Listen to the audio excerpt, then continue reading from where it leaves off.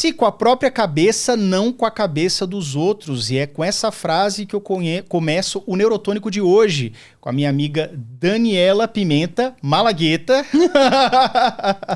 Dani, seja muito bem-vinda. Falando aqui rapidamente, ela é pedagoga, psicóloga, orientadora da Secretaria de Educação, mãe de 2 filhos. Vou deixar você se apresentar então. Conta aí pra gente. Vamos lá. Psicóloga, quase. Eu parei no 9º semestre. Quase psicóloga. Mas pedagoga, sim. E orientadora da escola de música.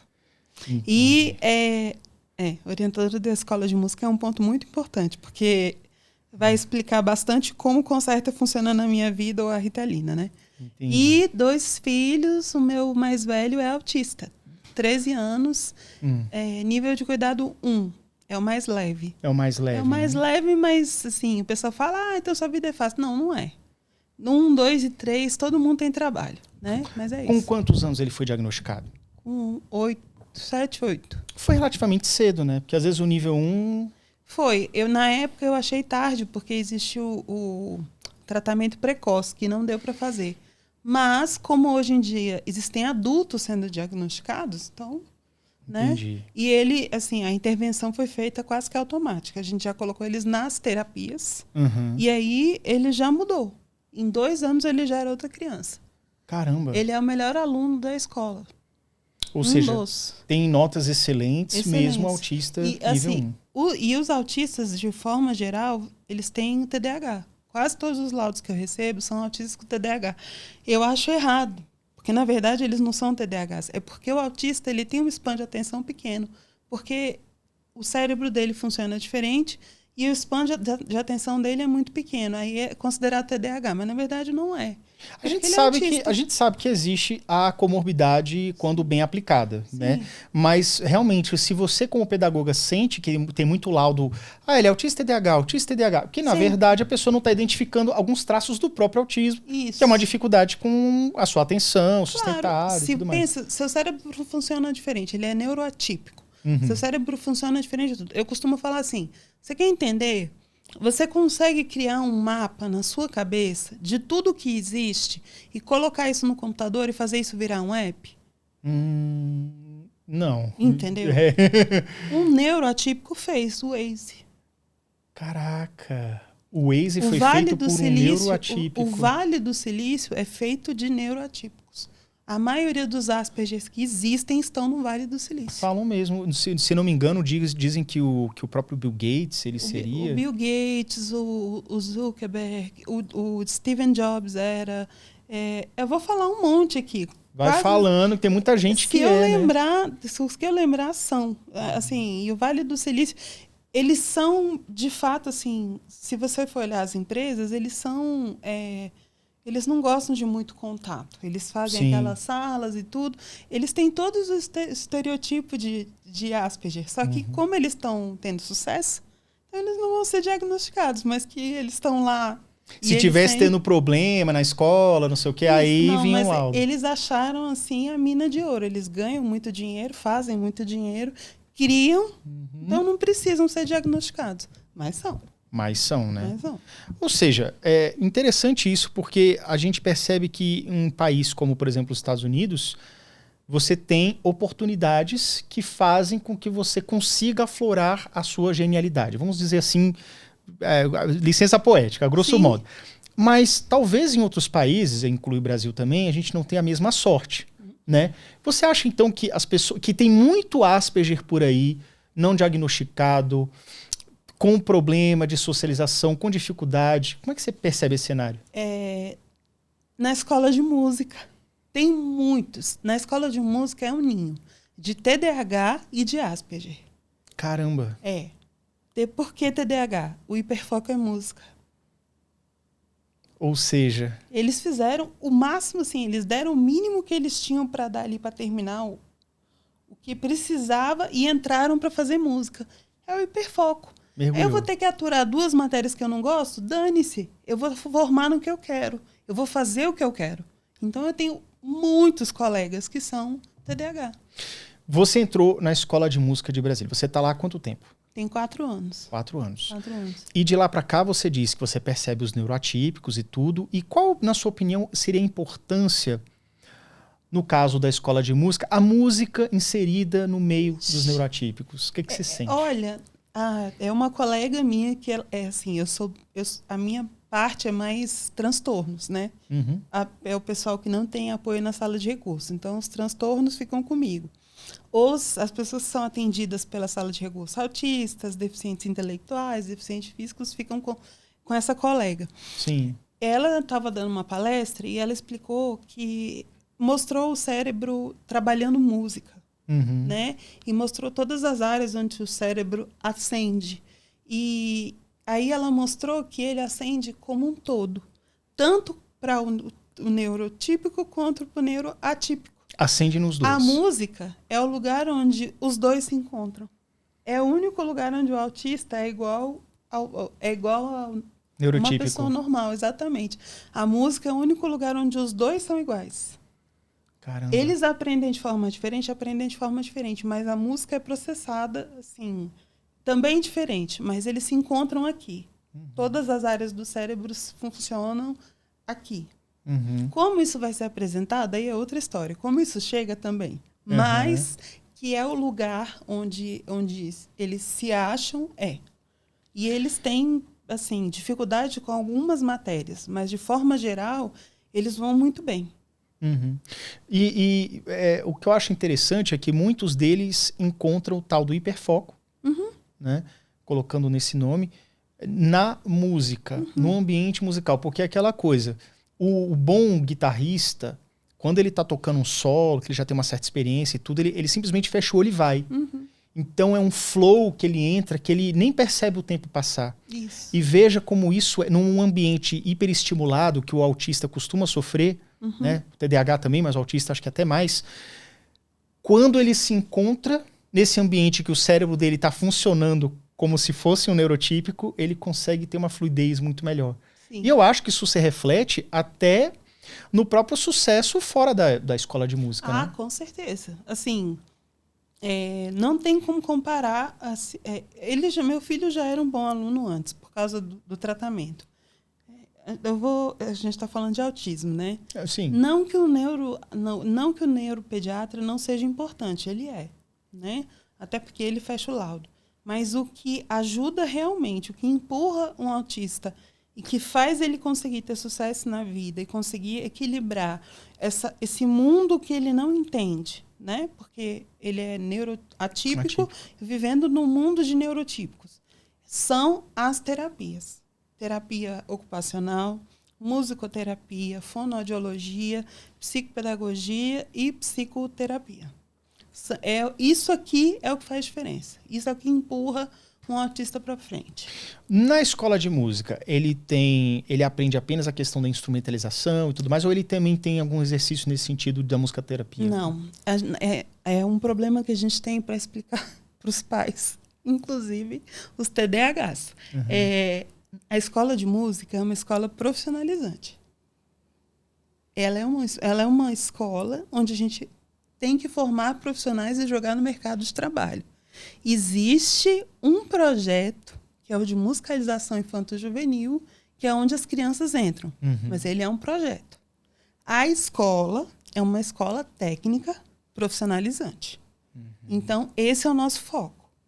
A gente tem que formar um cara que a gente vai jogar no mercado, seja ele TDAH, autista, o que for. O que for tem que estar formadinho lá depois de tanto tempo. Então, a gente nem tem como a gente conseguir fazer assim, existe 2 profissionais para fazer essa adequação, sala de recurso e orientadora, mas é uma adequação para música, só para música, e a gente sempre incentiva e procura saber se o Asperger está tendo o cuidado que ele precisa, porque a gente não pode fornecer. Mas às vezes o Asperger que chega até vocês, às vezes pode não estar laudado ainda. Pode. Mas vocês podem perceber. Aí eu sou a que manda. Por favor, procure um neurologista. Aí escreva um relatório por causa disso, disso, apresenta esses sintomas. Né? Em tal aula é assim, assim, assim. Então, por favor, eu peço que aluno fulano de tal seja, né? Aí eu fico esperando o retorno do médico. Esperando o retorno, né? Isso. Uma coisa que é interessante é o seguinte. Você é mãe de 2 filhos, sendo que um tem um autismo. O outro tem TDAH? Não. A minha filha? Claro. Tem. Ora, gente. Quantos anos elas têm? Ela tem 11. Minha mãe é TDAH, eu sou TDAH, a minha irmã é TDAH, meus filhos são TDAH também. No meu caso, é genético, assim, não tinha pra onde correr, não. Sim. E quando foi que teve o seu laudo? Então, eu tive um pai maravilhoso. Ele era muito rígido e talvez isso, assim, de início parecia que era muito complicado, mas ele estava tentando me criar para o mundo. Uhum. Então, eles trataram o meu TDAH de forma... como é que eu vou explicar? De forma... Não é paliativa, é diferente. Eles não queriam me levar para um médico. A minha avó falava, tem que levar ela no médico, tem que levar ela no médico. Minha mãe falou, minha filha não vai tomar remédio. Ela também não me deixou estudar na escola de música. Enfim, vamos lá. Aí, eles me enchiam de atividades, tanto física, para hiperatividade, quanto mental, piano e línguas, para cansar o cérebro. Então, eu sempre estava fazendo alguma coisa fora da aula para poder cansar o cérebro e o corpo.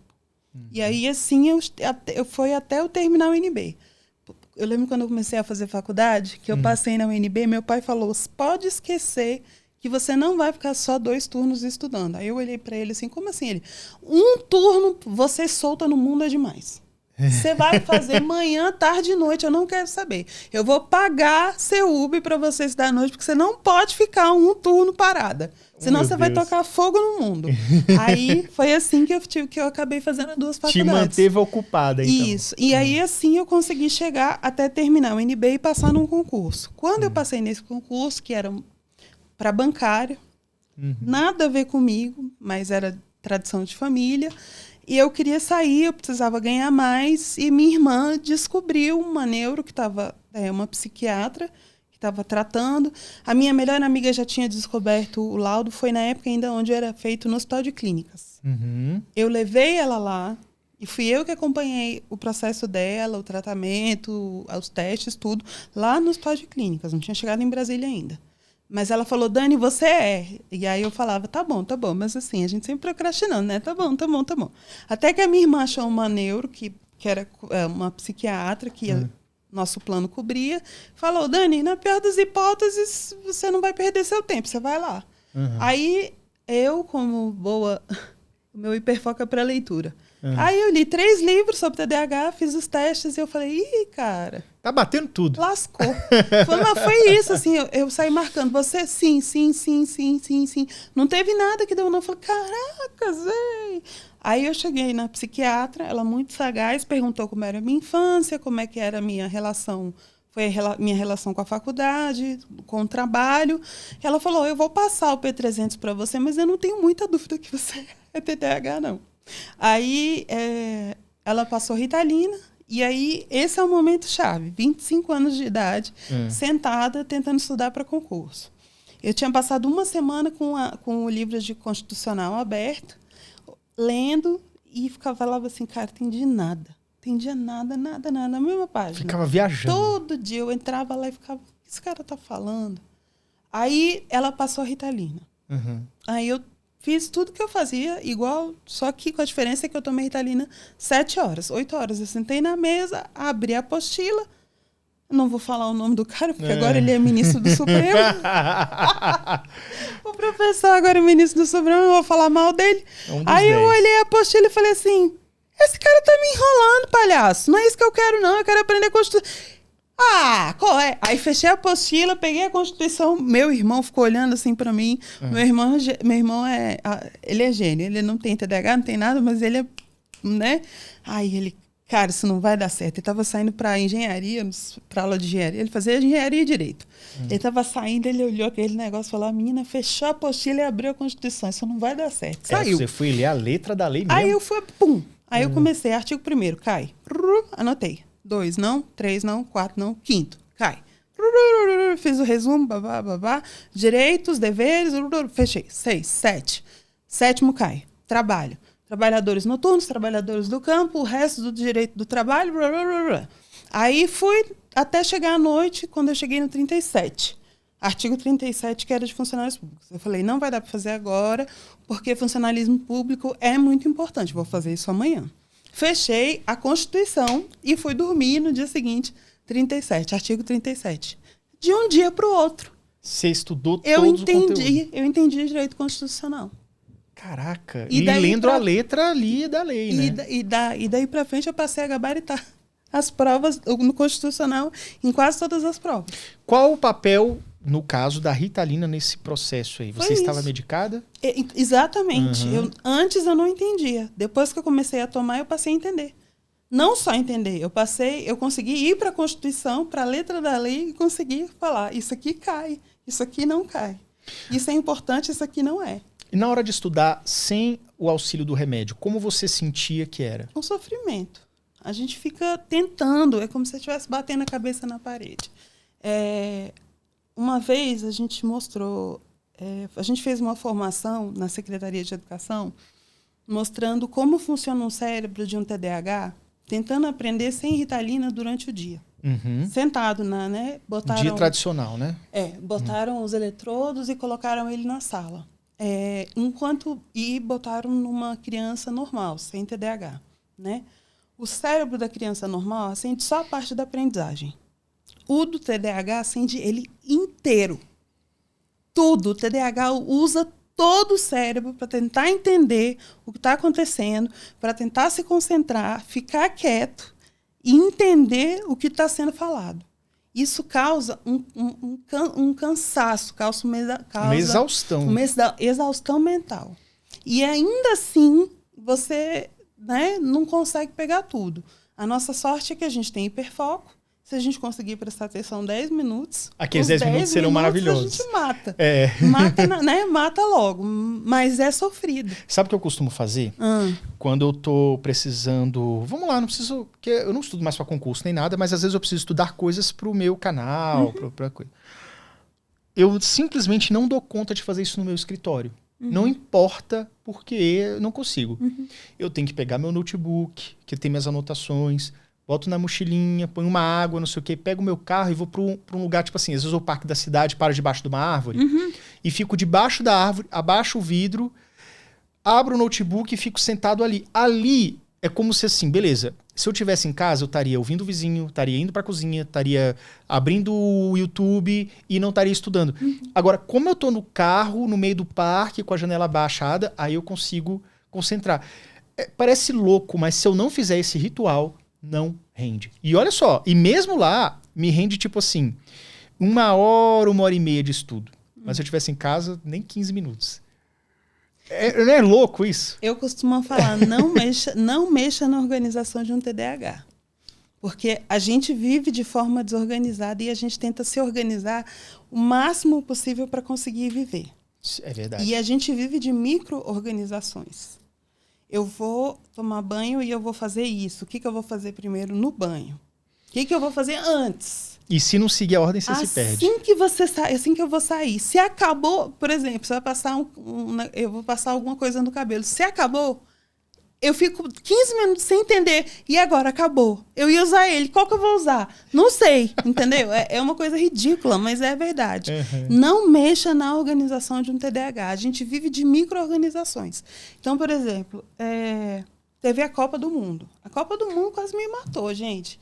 Sem brincadeira, eu surtei. Eu também morri. No final do ano, a gente cheio de coisa para fazer. Final de ano, a gente não funciona por ano, a gente funciona por semestre, né? Final de semestre, a gente com formatura, com prova, com conselho de classe, cheio de coisa para fazer, aparece aqueles jogos. Eu falei, não, gente, pelo amor de Deus. Eu pedia pro meu chefe para ir trabalhar, ele ficava furioso. Eu falava, não, por favor, me deixe trabalhar. Aí ele, mulher, vai descansar. Eu, não, cara, eu não consigo.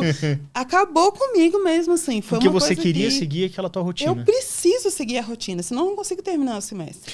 Isso tem a ver com o teu TDAH, que você foi diagnosticada com grau severo. Isso, 25 anos. Então tem a ver com isso. Você acredita que o fato de você não conseguir desviar nem um pouquinho... Eu tenho dois CIDs. A minha psiquiatra fala assim, você sempre vai ficar no final da linha, da fila, e sempre vai diminuir os remédios. Não adianta que eu não vou te dar passe livre. Você só tem 2 CIDs. Transtorno de ansiedade crônica. Caraca. que numa sociedade ansiosa é uma coisa perfeitamente normal, e você é TDAH, que já causa ansiedade. A ansiedade é a comorbidade do TDAH. E é isso. Aí eu falei, peraí, não tem depressão, não tem nada. Borderline, bipolar. Não. Esse é o seu CID. Então, se vire. E aí, na hora que desorganiza tudo, é aí que entra a ansiedade crônica. Eu fico, e agora? Qual é o próximo passo? Como é que eu vou fazer? Porque eu estava com tudo pronto. A gente ia fazer isso, a gente ia fazer aquilo. E não, agora não. Mudou. Vamos mudar tudo. Isso me mata. Me mata. Porque a gente é criativo, a gente tem que ter ideias novas e diferentes. E, de fato, a gente tem insights, a gente tem um monte de coisa. Mas tem algumas coisas que a gente não pode mexer. E executar esse bando de ideia? Dá? É possível? Então, como é que é isso? Olha, eu tô com 44 anos, né? Com 25, 30, eu ainda conseguia ter algumas ideias e sair executando. E terminar. Porque o importante é terminar, não adianta começar. O grande problema do TDAH, né? O grande problema do TDAH é começar e não terminar. A gente é ótimo começador, um péssimo terminador. Péssimo terminador. Então, tudo que eu começo, eu pretendo terminar. Sim. E aí, na hora que a Ritalina bate, você tem 1 milhão de ideias, né? Ah, eu vou fazer assim, eu vou fazer assado. E quando eu tinha 30 anos, eu conseguia. Até os 35 eu ainda consegui. Aí agora eu já não consigo mais. Aí eu tomo a Ritalina e vem. Eu podia fazer isso, eu podia fazer aquilo, eu podia fazer aquilo, eu podia... Cala a boca, Daniela, fica quieta. Você não consegue coisa nenhuma. Você tem que fazer isso, isso e isso. Guarda a energia e pronto. Aí eu paro e deixo as ideias passarem. Se der para anotar, eu anoto. Se der para depois botar em prática, deu. Mas eu tenho um plano a cumprir. Na hora que eu tomo uma Ritalina, eu tenho um objetivo ali para cumprir. Aí eu tomo e vou. Será que a descoberta do laudo no seu filho também serviu como uma espécie de hiperfoco? Por exemplo, não deve ter tantos anos assim, que ele tem 11 anos, né? Se eu não me engano. 13. Mas quando você descobriu o laudo, você ficou bastante dedicada a entender mais, ajudar mais, adotar estratégia? Então, ai, cara. A casa de ferreiro, espeta de pau.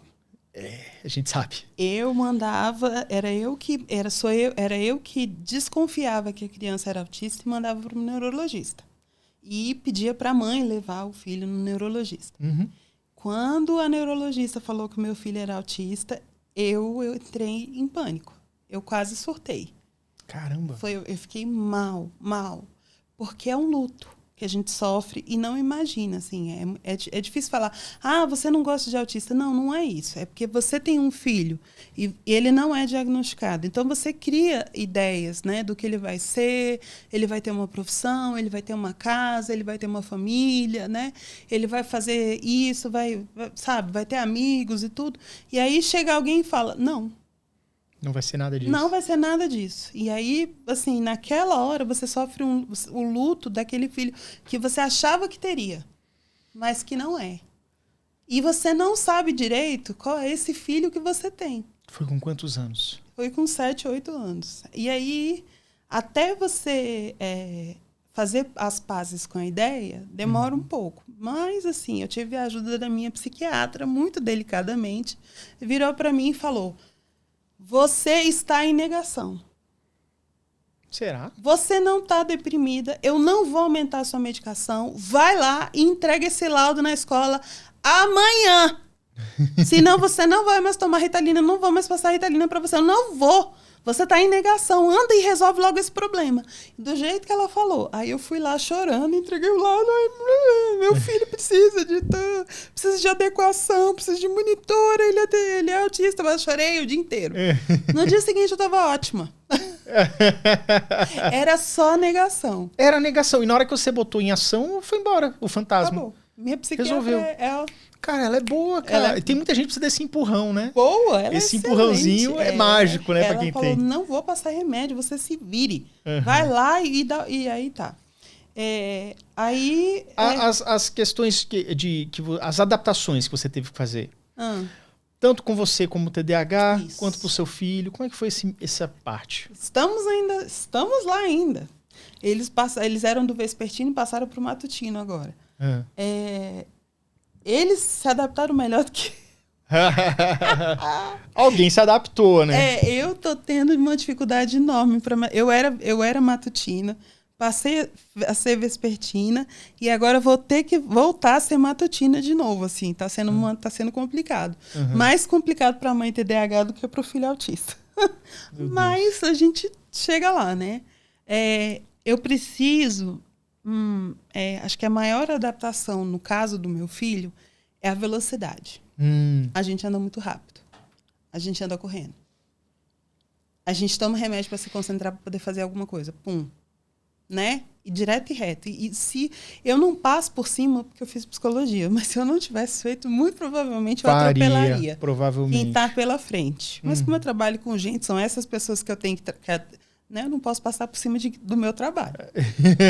Mas na vida real é assim que acontece, né? Então eu tive que diminuir a velocidade para poder entender que ele estava girando não numa outra velocidade. Ele estava girando em 4D. Bem fora, muito fora da minha realidade. Totalmente não era nenhuma questão fora. de velocidade de aprendizado, é porque ele aprendia era outras coisas. Não, até para ele tomar banho, se vestir, é uma coisa totalmente diferente do que é pra gente. Entendeu? Então, assim, eu tive que diminuir a velocidade até para poder observar ele e entender. Porque ele está, assim, não é numa outra velocidade, é num outro mundo. Num outro zeitgeist, assim. Ele está no universo paralelo dele.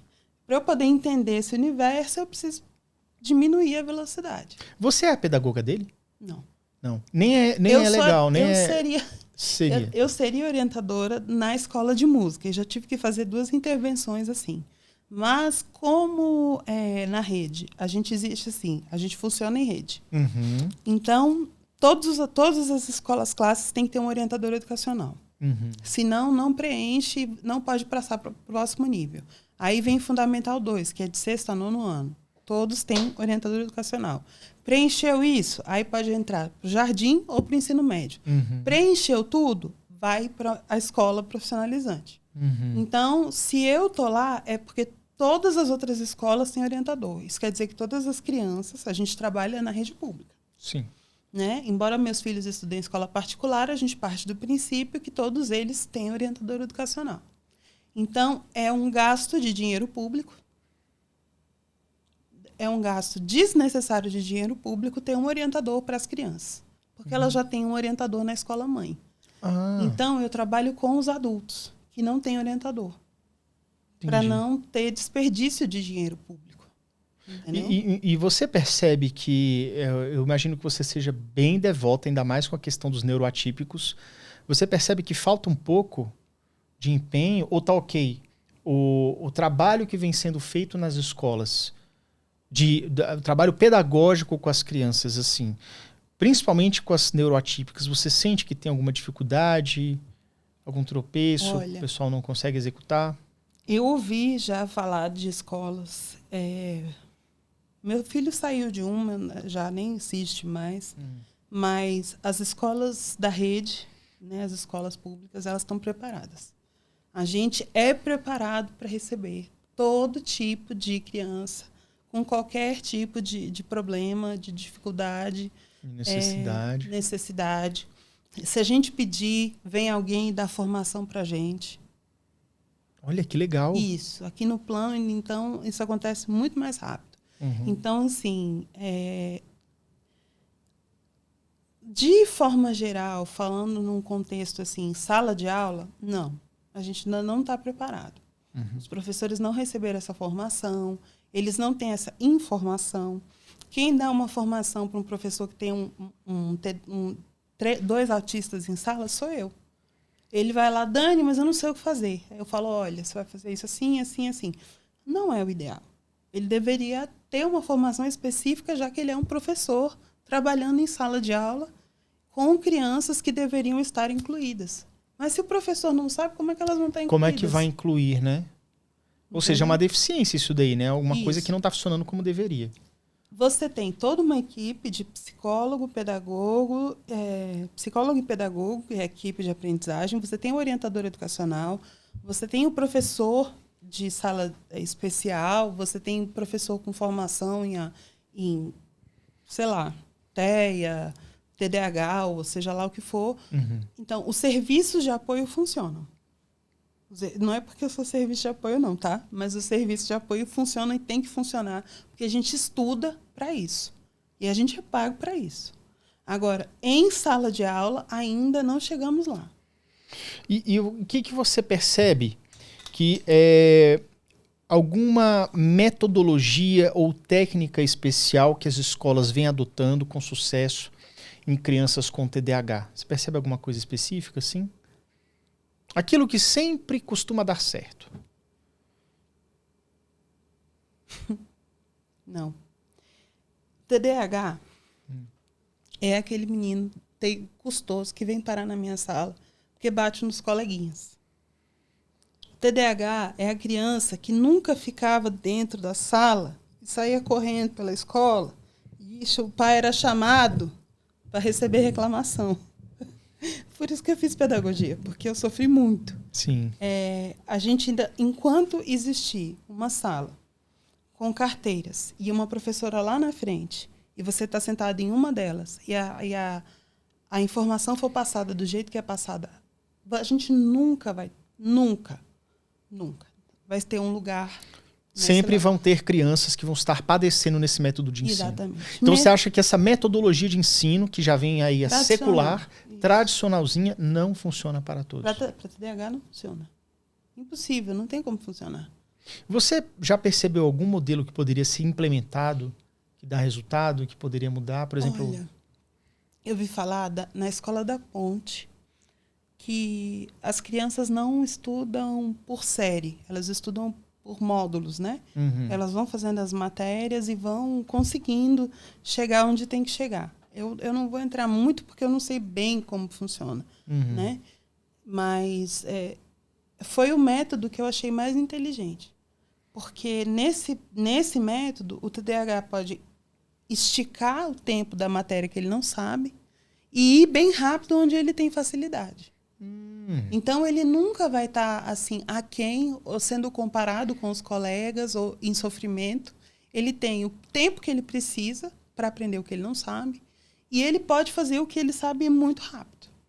Eu sinto que é um pouco assim que poderia ser. Na época que eu estudei, nos anos 90, eu era excelente em História e Geografia, Também. Mas penava muito em matemática, principalmente em português. E aí que tá, não é nem questão do tipo, nossa, eu não aprendo matemática. Eu até aprendi. Se eu sentasse a bunda com uma professora particular, ia embora. Agora, para sentar e coisa... Agora, já História e Geografia, eu te falo, eu tirava pelo menos 8 sem abrir o livro uma única vez. Igual. Era assim, o professor falava, entrava assim... Igual. E a prova ia bem. E ainda, para piorar, era assim, eu aprendia História e Geografia só assistindo aula, sem estudar em casa, português. Era excelente, era o meu hiperfoco. Inglês eu falava fluente, essa história é engraçada. É bem de TDAH mesmo. Conta essa história pra gente, então. Então, vamos lá. O meu avô, pai da minha mãe, aprendeu inglês, eu não sei como, porque ele nasceu em Caldas Novas. Nossa, gente, Caldas Novas é o interior do Goiás, uma cidadezinha das águas quentes. E a família se mudou para Araputanga, pro outro lado, lá para Mato Grosso, fronteira com a Bolívia. E ele aprendeu inglês, eu não sei como. E aí ele fez letras, tradução e começou a ensinar para as filhas. A minha mãe foi a que aprendeu mais rápido. Logo ela se matriculou no CIL e fez inglês. E aí, quando eu tinha 4 anos, eu comecei a conversar com ela e entendendo o que ela estava falando, e ela começou a me ensinar inglês em casa. E aí, com 14 anos, a gente foi para os Estados Unidos. Meu pai e minha mãe não acreditavam que eu era fluente, até a hora que... Aconteceram 2 coisas ótimas, que eles falaram assim, eu não acredito, ela era fluente. A professora avisou, a minha professora de inglês particular falou, vocês estão jogando dinheiro fora com essa menina. Ela já fala inglês, ela fala melhor do que eu. Com quantos anos você tinha mesmo? Eu tinha 13 anos. E meu pai falou, ela precisa fazer aula porque ela precisa estar ocupada. Aí ela falou, tudo bem. Gente, esse negócio do teu pai era tipo assim, ô pai, me solta, eu já sei esse negócio. Mas ele estava certo, ele tinha razão, eu precisava realmente ficar ocupada. Sim. Tá, aí a gente chegou lá no aeroporto de Miami e precisava ir para Nova York e tinha que passar pela imigração. Hiperfoco entrou na hora, eu não usava Ritalina. Eu olhei e falei, quem é que vai saber? Aí eu falei, esse. Aí saí, fui lá nele. Aí perguntei, olha, nós estamos indo para tal lugar, a gente tem que fazer isso, isso e isso. Aí peguei uma passagem, aí meu pai, minha mãe e minha irmã, alguém me deu uma passagem. Falei, essa é a passagem. Ele, você vai até não sei aonde, blá, blá, blá, blá. Quando você encontrar outro que nem eu, você pergunta de novo. Aí a gente saiu correndo. Aí eu, bora! Aí meu pai, minha mãe e minha irmã, bora pra onde? Eu, para o próximo lugar que a gente tem que ir. Como é que você sabe? Eu perguntei, vambora! Aí a gente saiu correndo, porque o aeroporto de Miami é enorme. Aí eu falei, se a gente não correr, a gente não vai chegar. E meu pai e minha mãe, o que está acontecendo? Tá acontecendo? E eu falei, a gente tem que chegar no lugar.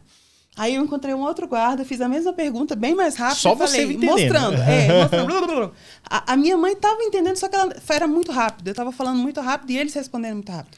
Aí eu mostrava a passagem e falou, pode ir, blá, blá, blá, direita. Eu, correndo, direita, pra lá. A gente está procurando portão tal. Aí, pum, todo mundo correndo. Meu pai e minha mãe, o que ela tá falando? O que tá acontecendo? A minha irmã, eu não sei. Parecia gibi de Cebolinha.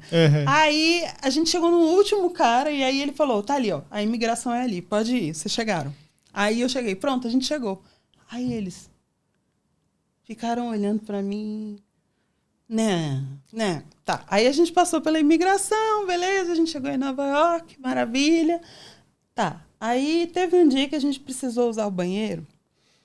A minha irmã precisava usar o banheiro e a gente estava numa loja de tênis. E eu já tinha entendido que eu entendia tudo que acontecia em volta de mim. Você ouvia e entendia perfeitamente. Eles não acreditavam, não. Aí a gente pediu para minha irmã usar o banheiro e o cara que estava atendendo a gente respondeu. Algumas pessoas vieram aqui ontem, pediram para usar o banheiro e quebraram o banheiro inteiro. Então, a gente não vai poder emprestar o banheiro porque... a gente está com medo de que, entre outras pessoas... Assim, ele acharam que vocês pudessem quebrar de novo o banheiro, né? Ele tentou ser educado, mas eu não gostei muito do jeito que ele falou. Mas ok. Só que só eu entendi. Aí a gente foi atravessar a rua, só que eu também não falei nada. A gente foi atravessar a rua para minha irmã poder usar o banheiro na loja da frente. Enquanto a gente estava esperando para atravessar no sinal, você não pode atravessar fora do sinal, senão, né? Nossa, que pena, né? Aí meu pai e minha mãe olharam assim, o quê? Eu falei, estragaram o banheiro da loja. Aí eles, do que você está falando? Aí eu, vocês não ouviram ele falando? Como assim? Aí eu falei, vocês não ouviram ele falando? Que estragaram o banheiro da loja, que chegaram lá, fizeram uma bagunça e quebraram tudo. E por isso eles não estão deixando ninguém usar o banheiro. A minha mãe e meu pai, você entendeu? Aí eu falei, sim, vocês não entenderam? Aí eles, não, a gente não entendeu. Era só você falar pra ele que era só a sua irmã que usava o banheiro. Eu falei, eu achei que vocês tinham entendido. Você entendeu, tava no teu mundo particular e eles não estavam entendendo. Foi um dia que meu pai ficou furioso. Aí ele falou, toda vez que a gente saía, eu tinha vergonha, porque eu tinha 14 anos, não queria falar, mas eu entendia tudo. E a minha mãe falava. Aí toda vez que minha mãe saía do carro, meu pai, vai com ela. Traduz tudo. Aí foi assim. A gente saía, eu entendia, falava para minha mãe, ela respondia. Eles falavam para mim, eu falava para minha mãe e minha mãe respondia. E foi assim. Vem cá, mas naquela época lá, você, para pegar essa fluência, tinha a ver um pouco com as coisas que você assistia? Tinha a ver TV, jogo, sei lá. Eu gostava de ouvir músicas e entender as músicas. Quando a professora passou 200 verbos regulares e irregulares para decorar, não foi difícil para mim, porque eu queria saber. Eu fazia questão de saber. Então, eu, de fato, decorei os verbos. Não é uma coisa que um TDAH faz. E mas você decorou e devia estar ali com o dicionário ali para entender direitinho, né? Não, eu só decorei tá. Passado, participo passado, né? Decorei se era regular ou irregular. Pronto. Sim. Decorei mesmo. 200 verbos. E aí, depois disso, eu fui ouvindo. Aí, eu parei de assistir coisas em português. Comecei a ouvir em inglês. Música, televisão. E aí... O que já era fluente foi ficando cada vez mais. Aí eu comecei a estudar, tentar entender expressões idiomáticas, entender outros sotaques diferentes do que eu estava acostumada. E hoje eu consigo traduzir simultaneamente qualquer sotaque, menos o escocês, porque o escocês não fala inglês, né? O escocês fala alguma coisa que não é bem inglês. Falam que é meio bizarro o negócio, assim. Mas diz que é inglês, mas não é não. Eles fazem questão de não serem entendidos, mas no mais, eu consigo traduzir simultaneamente. Então você acha que, por exemplo, muitas pessoas me perguntam no perfil assim, eu coloco meu filho no inglês, TDAH tem dificuldade de aprender outras línguas. E na verdade, primeiro eu acho que assim, eu também... Eu consigo entender tudo que falam para mim, talvez não tenha influência na pronúncia, porque eu falo português, né? Eu não estou convivendo, mas eu nunca tive dificuldade com isso. Agora, não apenas não ter dificuldade, mas veja que você, logo nova, você conseguiu mergulhar e perfocar naquilo. Então, sabe o que eu acho que é interessante? Você testou, fez lá, aprendeu inglês e conseguiu se desenvolver. Também a questão da música conseguiu se desenvolver. E aí, às vezes, eu acho que as pessoas têm muito medo do desconhecido e não testam, não se colocam à prova. Isso, você acha que vai se frustrar. E aí os pais também têm essa dúvida com os filhos, né? Isso. Eu não vou fazer tal coisa porque não vai dar certo. E aí, uma coisa assim, eu sou freudiana. E Freud trabalha muito com a frustração. Ser praia é se frustrar. Aprender a se frustrar. Experiências novas é se frustrar. A função de um pai é ensinar o seu filho a se frustrar. Para não criar os millennials que a gente tem hoje. Os Enzos, tem demais. Isso, que não podem ouvir não. Nosso trabalho é falar não e frustrar mesmo para que eles escutem não e não fiquem meu mundo acabou, não tem mais razão para viver. Nesse ponto, eu sou a psicóloga Jojo Todinho. Eu vi esse negócio, quase morri de rir. Psicóloga Jojo Todinho. Me explica isso. Eu vi no Instagram, eles fizeram a montagem, um meme? Acho que ela tava eu não sei se era BBB, eu não tenho antena. Eu só assisto streaming. Mas eu sei quem é ela, né? Aí ela, Jojo Todinho como psicóloga. Que depressão que nada! Toma vergonha nessa cara! Sai de casa! Que negócio de falta de maneira existencial! Você tem razão pra viver sim! Bota um cropped, vai pra academia e malha! Tá bonita! Toma vergonha na cara, vai lá! Aí eu falei, meu Deus, a gente gasta anos aprendendo. Me lembrou até aquela Sense Márcia Sensitiva, que ela fala os negócios assim no programa de rádio, a mulher fala, não sei o que eu faço, que meu marido me largou. Então é uma mulher chata dessa? Como é que o cara vai querer ficar, fazer outra coisa? Tipo assim, ela dá um saculejo que a pessoa, obrigada. A mulher assim, obrigada, entendeu? Era isso que eu precisava ouvir. Cara, porque eu acho que, por exemplo, eu conheço uma pessoa, eu não vou falar exatamente quem é ela.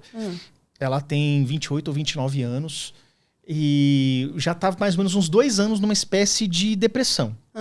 Diagnosticou com depressão, não sei o quê, toma remédio pra cá, toma remédio, parece uma farmácia a casa da pessoa. E quando você vai ver, a pessoa se formou no UNB, mas não tá com emprego fixo, não tá fazendo nada, assim, não vai pra uma academia, também não tá procurando emprego direito, também tá meio que solto no mundo, né, a pessoa. Aí eu olhei outro dia conversando com uma pessoa que também conhece, eu falei assim, cara, sabe o que eu acho que acontece? Como é que você acha que essa pessoa vai sair da depressão se ela tem uma vida deprimente? Porque não existe solução em fórmula de comprimido. Eu acho que o comprimido, o remédio, ele entra para dar um empurrãozinho, um ajuste, uma regulação. Mas se você não mudar as coisas ao seu redor, não mudar a sua cabeça, sua mentalidade, como é que você vai sair da fossa se você não quer sair dali? Não. Você acha? Eu só tenho que fazer eu preciso fazer um parênteses. Vamos lá. Olha, psicólogo não pode fazer isso, tá? Que eu falei aqui da Jojo Todinho, pelo amor de Deus. Porque se algum psicólogo faz isso, perde o CRP. Na hora! A gente tem que ter muito cuidado e muita delicadeza para tratar. Claro. A segunda coisa, isso que você falou, acontece muito com TDAHs que tomam Ritalina. Conta aí. O TDAH vai num psiquiatra, no neuro, é diagnosticado com TDAH, o pai e a mãe ou a própria pessoa começa a tomar Ritalina e acha que pronto, ela é a cura. Ritalina não é cura para nada. Ela simplesmente te ajuda a se concentrar. Agora, você pode escolher se você vai se concentrar em costurar, achar um outro tecido para esse sofá e refazer ele, ou você vai ter que fazer o que você tem que fazer. Você vai estar concentrado. Agora você tem que escolher. Você já ouviu aquela expressão procrastinação focada? Isso, exato. Não, TDAH, a nossa grande, assim, eu não sei nem como explicar isso. A gente vive para procrastinar. Se existe um grande procrastinador na história, é o TDAH. Estar focado é a exceção do dia. Não, a gente vive procrastinando. A gente toma Ritalina para se concentrar, mas se você não tiver... não é responsabilidade, eu tô procurando... Mas é responsabilidade também. Se você não tiver... Autogestão, alguma coisa assim. Disciplina, né? exato. Se você não tiver disciplina, você pode tomar Concerta, Venvance, a maior dose. Você pode mandar vir o último remédio da última moda dos Estados Unidos. O melhor remédio da França, porque na França eles quase não usam medicação, eles trabalham de maneira alternativa, que eu acho muito, muito mais saudável, né? Manda trazer um remédio e a pessoa não vai para frente. Agora você está tomando Ritalina, minha vida não mudou. Eu consegui até assistir as aulas melhor, mas está estudando? Não. Você assiste a pessoa aula... com TDAH, ela sente isso. É tipo assim, não é mágico, mas quando você vai, por exemplo, para um professor particular, que aquelas 2 horinhas ali que ele não deixa você dispersar. Você estando no professor particular sem medicação, é um ganho. Com a medicação é 10 vezes melhor. 10 vezes. Então, se você consegue ter disciplina, você faz o seu trabalho em 1/10 do tempo que outra pessoa faz. Perfeitamente, você falou tudo. É 1/10. E muitas vezes você sofre o dia inteiro para começar a fazer o trabalho, aí 18 horas você começa e termina em meia hora. 10 minutos. 10 minutos. Em 10 minutos você termina. Mas você passou o dia inteiro pensando naquilo. Você só não estava conseguindo, mas estava bolando ideias. Aí você senta naqueles 10 minutos e coloca tudo, e fecha, né? O que está acontecendo, parece? Parece para mim, né? Que as crianças estão sendo diagnosticadas, elas estão tomando remédio, mas elas não têm disciplina. Ninguém fala para elas, olha, você está tomando, mas você tem que prestar atenção na professora. Mas eu acho que os não pais... Não é para ficar desenhando na sala. Os pais nem são orientados nesse sentido. Eu acho que o médico, ele passa e não para assim, olha, pai, mãe, quando você dá uma medicação, o que vai acontecer é que ele vai ter um pouquinho mais de engajamento.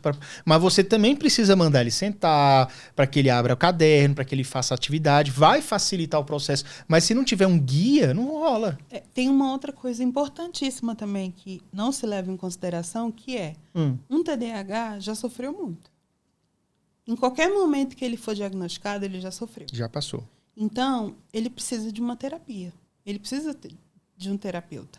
Em especial de um terapeuta que tenha seja especialista em TDAH.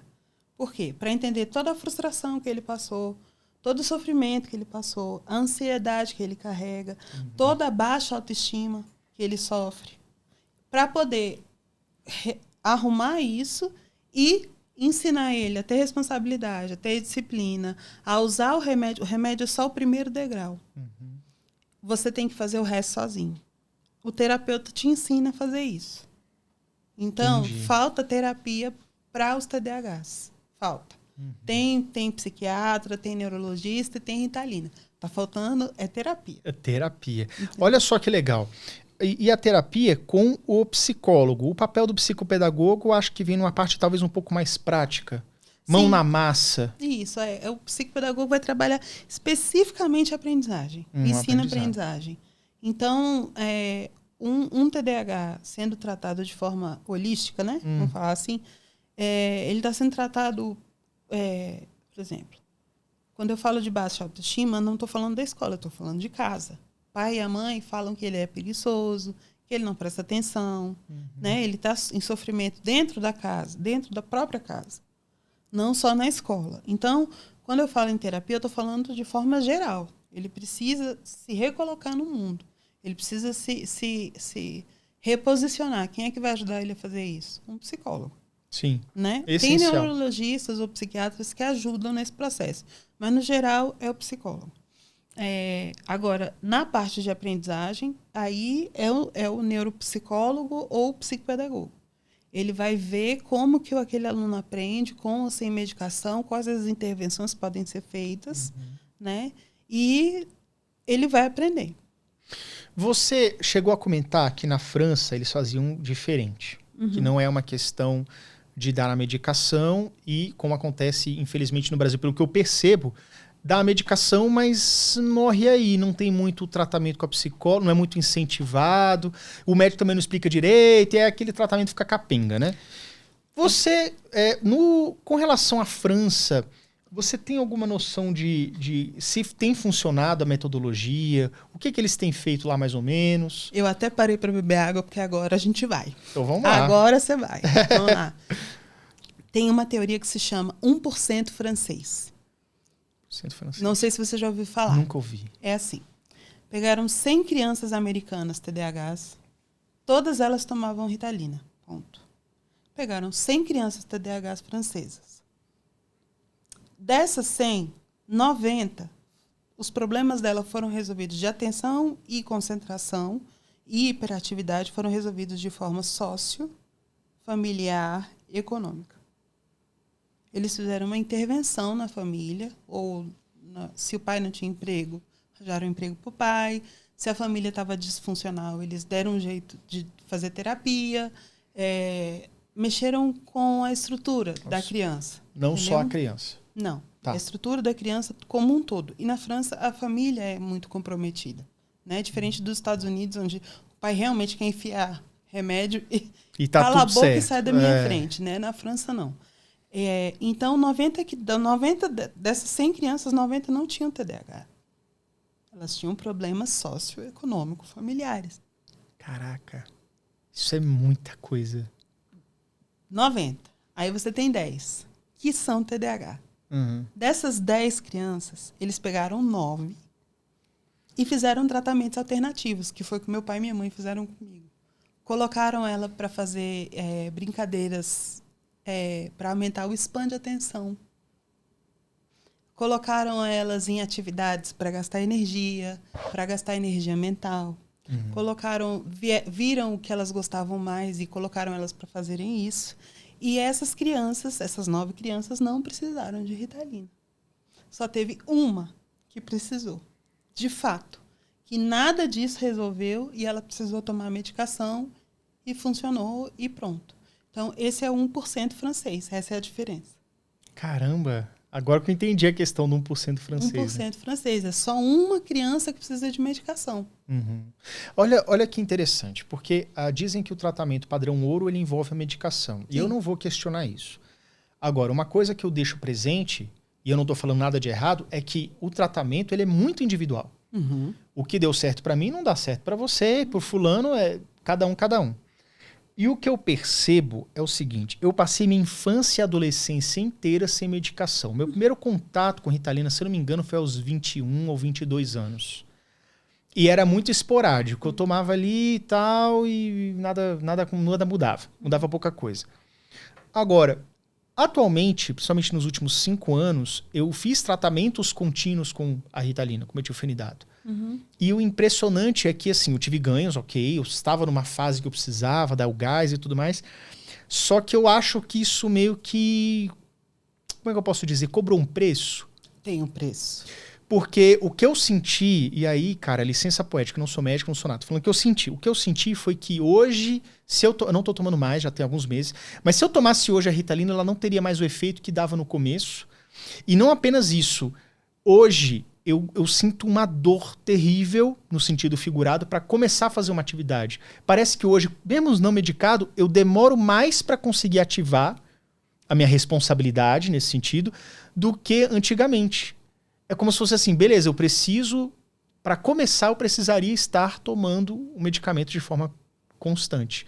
Essa é a como é que a gente fala? Dependência física ou psíquica. Está escrito na tarja preta. Não é uma questão do tipo assim, abstinência do tipo, ai, minha droga, não. A gente não tem isso. A gente tem a dependência psíquica. Uhum. E não só isso.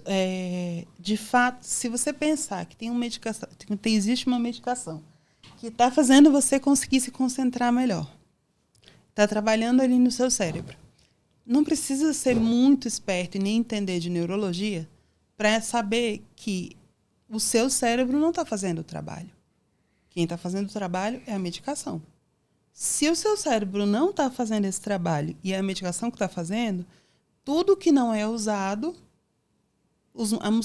a musculatura que você não usa, definha. Que você não está estimulando permanentemente, treinando.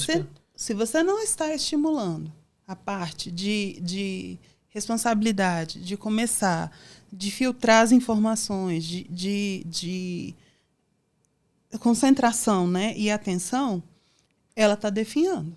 Tem um remédio ali que está definhando. Uhum. Eu tomo desde os 25 e nunca parei. Certo. Quando eu paro para poder descansar, eu sinto a mesma coisa que você. Só que no meu caso, até por ter 2 filhos, uma TDAH e um autista, eu preciso. E aí é aquela coisa de toda bula de remédio, até de pirona, AS, vai dizer, causa, como é que elas falam? Causa efeito colateral. Não faz bem. Mas se o malefício, se o benefício superar o malefício, é prescrito, você toma. Indicado. Uhum. Você toma. Então, no meu caso, o benefício supera o malefício.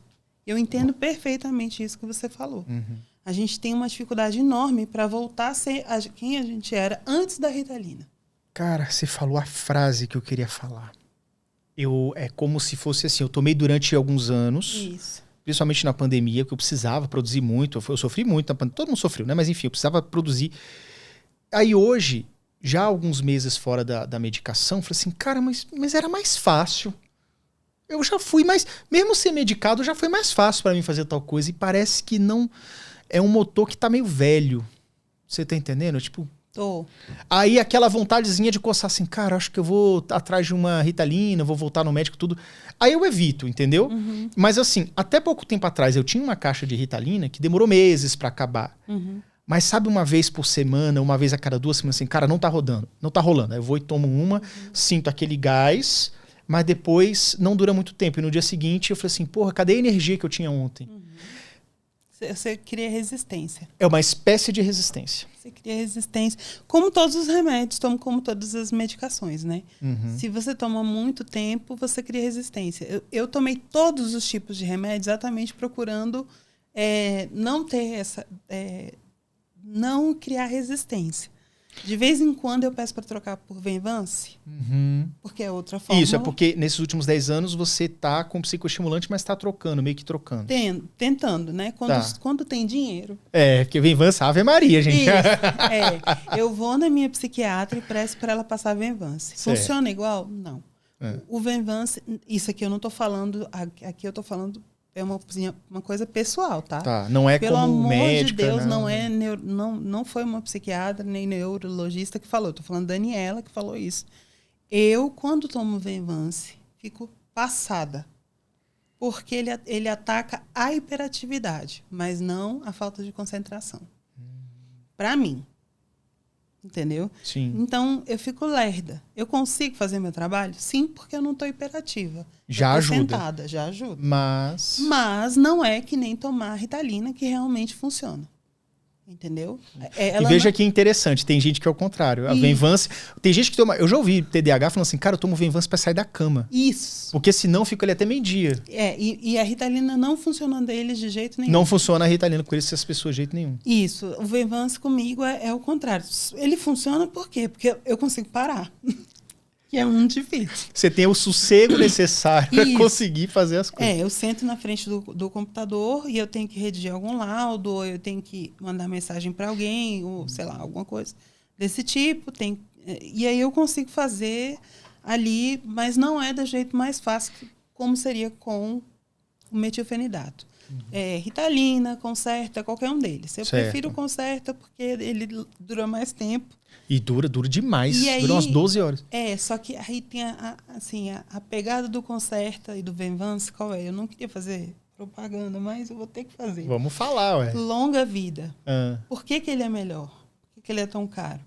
Porque cada vez que você toma Ritalina, você tem um pico, ela funciona, e depois você tem uma queda. Aí você toma outra. Aí você tem um pico, queda. Seu cérebro passa o dia inteiro assim, ó, subindo e descendo, subindo e descendo. Isso causa um cansaço psíquico.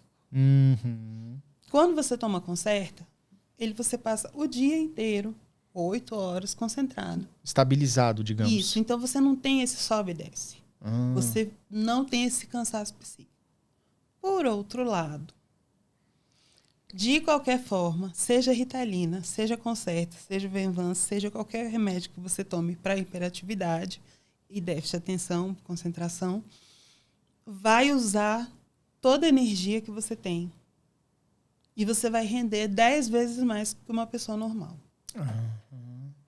Se você rende 10 vezes mais que uma pessoa normal, como é que você termina o dia? 10 vezes mais cansado. 10 vezes mais cansado. Você entra em shutdown. Essa exaustão pós-medicamento, eu sei o que você está falando.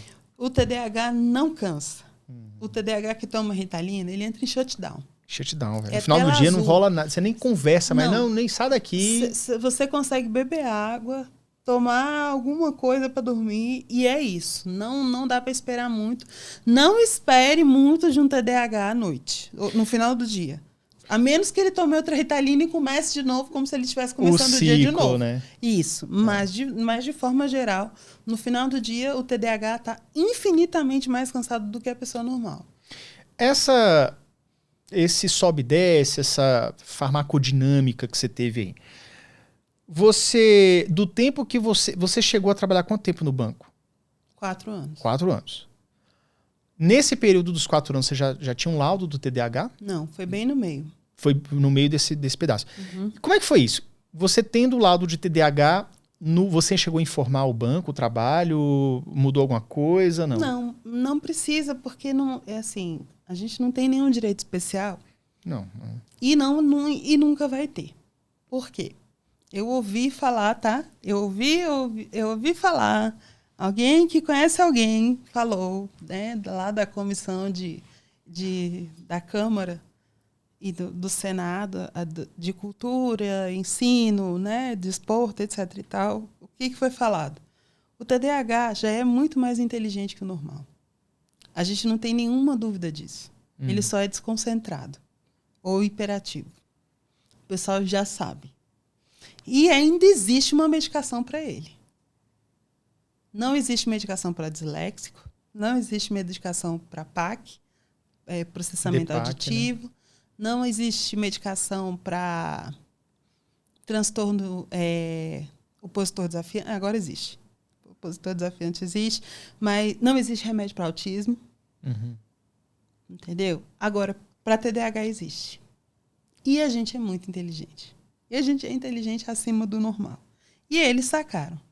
E eles falaram, se a gente fizer uma lei que der algum direito especial ao TDAH, o serviço público só vai ter TDAH.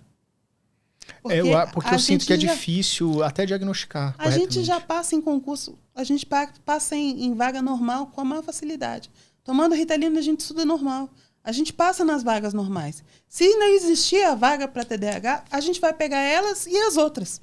A gente vai pegar todas. Mas, às vezes, explicando para o trabalho, no sentido de não ter um direito especial, mas vamos supor que a empresa, no caso o BRB, tivesse alguma política para os neurodivergentes, fosse, não, beleza, se você tem TDAH, a gente vai tentar te colocar no lugar aqui da agência um pouco mais silencioso, então vai te dar um abafador, auricular, esses negócios. No sentido de, cara, uma mudançazinha laboral pode ajudar. O que acontece que eles fazem? Porque o banco não tem o menor interesse no bem-estar. Você se lasca, eu sei. O que acontece? Você faz, assim, enquanto alguém autenticava 200 documentos, eu autenticava 1000. Então, me botavam para ser caixa de empresa. Caraca! Porque eu autenticava tu fazia no hiperfoco ali. Obviamente que eu tinha muito mais diferença também no caixa. Sim. Concentração difícil. E aí eu pagava do meu bolso e começou a ficar pesado. Entendeu? Porque eu trabalhava muito rápido, eu terminava toda a carga de trabalho que o resto não terminava, mas eu também pagava as diferenças porque eu tinha muita diferença. Uma pessoa que faz 10 vezes a autenticação que o resto também tem 10 vezes mais chance de ter uma diferença, né? Sim. E aí isso começou a ser um problema. Aí eu fui para o Banco do Brasil, graças a Deus lá eu não precisei virar caixa, Eles gostavam muito de mim porque eu era muito disciplinada, muito certinha, chegava na hora, não chegava atrasada. Eu lia, existia um livro de normas, chamava da LIC. Eu dormia abraçada naquele livro, às vezes chorando. Mas quando eu chegava no dia seguinte, eu sabia exatamente o que eu tinha que fazer. Eu era a funcionária padrão. Que estava ali já no padrão. Aí me chamaram para a Secretaria de Educação, para a tristeza do meu pai, que não está mais vivo. Eu fui. Ele chama, meu Deus, minha filha quer ser pobre, não adianta. Não adianta tudo que eu faço. Eu fiz de tudo por essa menina, ela quer ser pobre, não adianta. Eu fui para a Secretaria de Educação. Fui virar orientadora educacional. No princípio, eu nem vou comentar. Eu trabalhava na Fercal, eu passava mais tempo na DPCA do que na escola. Mas depois eu fui saindo de lá e fui começando a participar da parte de aprendizagem, e agora eu estou na escola de música, né, nesse improviso. Porque a gente tem que entender, um pedagogo tem que entender qualquer processo de ensino-aprendizagem. Eu não fiz física, eu não fiz química. Mas quando eu trabalhava no ensino médio, eu ajudava o professor de física. Eu tive um colega pós-doutor em física que não sabia dar aula. Ele tinha esquecido como dar aula. Física, ele sabia tudo. Ele só não sabia como dar aula. Não sabia como passar o conteúdo. Aí ele falou, quem é que vai me ajudar? A orientadora. Aí era eu que ajudava ele a montar a aula. Ele sabia a matéria e eu sabia a parte didática. Você vai fazer isso, isso e isso. E se acontecer isso? Manda para mim. E a gente trabalhava em conjunto, porque ele era um pós-doutor, dando aula para primeiro ano. Os meninos acabaram de saber do nono ano, eles não queriam nem olhar para a física. Aí ele me chamava para ajudar ele a poder dar aula. Você não precisa ter feito física, química, biologia para poder fazer as intervenções na aprendizagem. Assim como você não precisa. Por acaso eu estudei música, por acaso o piano foi muito difícil, violão popular já foi muito mais fácil. Então eu entendo o processo de ensino-aprendizagem em música. Sim. Que, por sinal, é um só. E aí, eu falo assim, não existe TOD, não existe TDAH, não existe disléxico, não existe PAC. Em música, quem treina, toca. Quem não treina, não toca. Ponto. Isso é geral, isso serve para todo mundo. Ninguém descobriu um meio de aprender música que não seja treinando. Os grandes... A repetição, né, que vai levando você para um aprendizado, para a fixação. Ela é motora, mental, ela é mental, motora, e mais assim, você só vai, por exemplo, violão, né? Você só vai ter a habilidade de mexer e trocar as notas mais rápido e pegar as notas mais difíceis se você ficar ali fazendo isso. Se você não fizer, o dedo não desenvolve. O dedo, a coordenação motora é a própria mente também. Isso.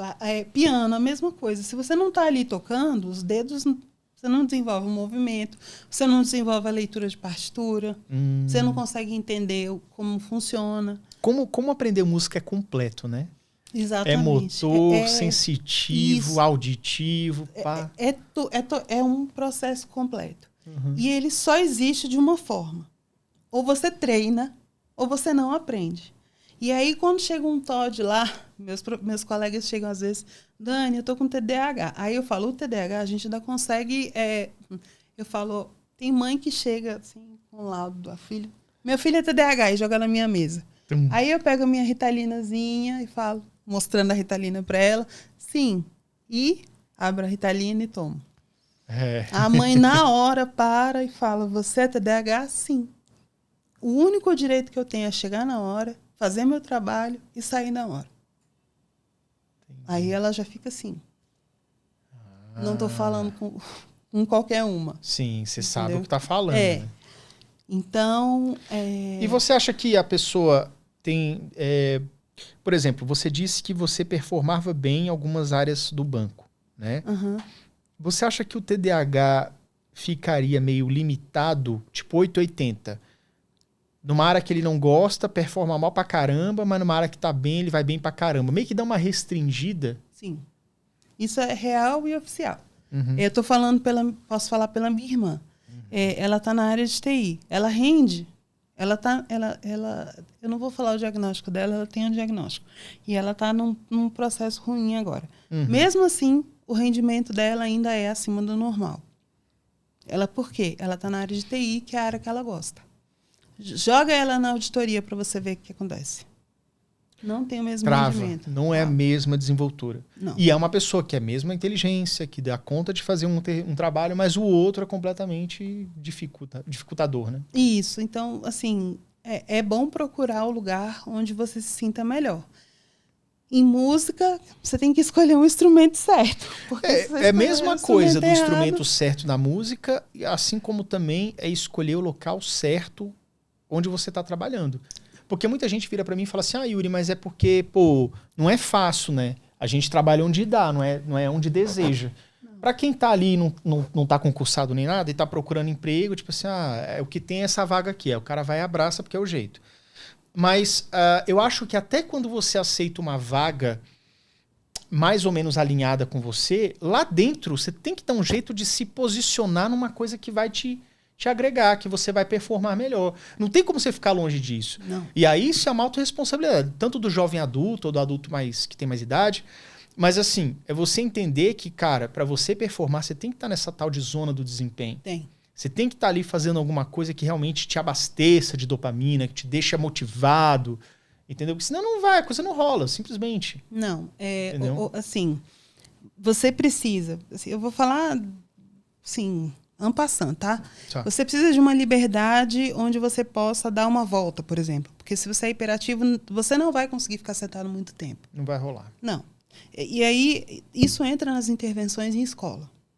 Quando a gente conversa com professores, que são professores de TDAH, a gente pede para que eles sentem na frente e que eles tenham tempo para descansar, porque eles não vão ter o mesmo tempo, o span de atenção que o resto tem. Então, em música, especificamente, porque é uma aula individual, eu peço para que os professores passem peças menores e deem um tempo para a pessoa dar uma andada, não pode ser muito, senão ela perde muito conteúdo, volta e faz outra peça para não ficar muito cansativo. Sim, entendeu? Perfeito. Esse tipo de adequação dá para ser feita, né? Mas é isso. A pessoa vai ter que treinar. Ela vai ter que chegar em casa e vai ter que tocar aquilo ali de qualquer jeito. E no trabalho, você tem que procurar algum lugar onde você consiga andar. Você tem alguma liberdade para poder se movimentar. Se você for ficar parado, quieto, preso num lugar fechado, assim, por muito tempo, você não vai ficar. Você não vai render. Vai ter uma hora que você vai dar um baque. Vai. E como é que você consegue trabalhar a questão dos seus horários? Porque você, por mais que tenha TDAH, você se coloca como alguém que é disciplinada, que tenta se organizar, né? Mas assim, por exemplo, aí você tem os seus filhos neuroatípicos e eles demandam de você, como toda criança, principalmente neuroatípica. Como que você consegue se desdobrar? Como é que você consegue dar conta? Você aprendeu depois de adulta, né? Depois de mãe, digamos, a ter metodologias próprias para fazer a coisa funcionar? Sim. Eu não sou pontual.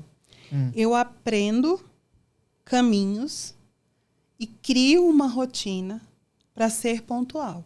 A ponto de, se alguém me interferir nessa rotina, eu dou uma surtada. Bagunça tudo. Isso. Então, assim, eu estou criando ela agora, porque a gente mudou totalmente o estilo de vida, mas até aqui a gente tinha um estilo que funcionava para mim e para os meninos. Como é que você poderia exemplificar como é que funcionava mais ou menos assim?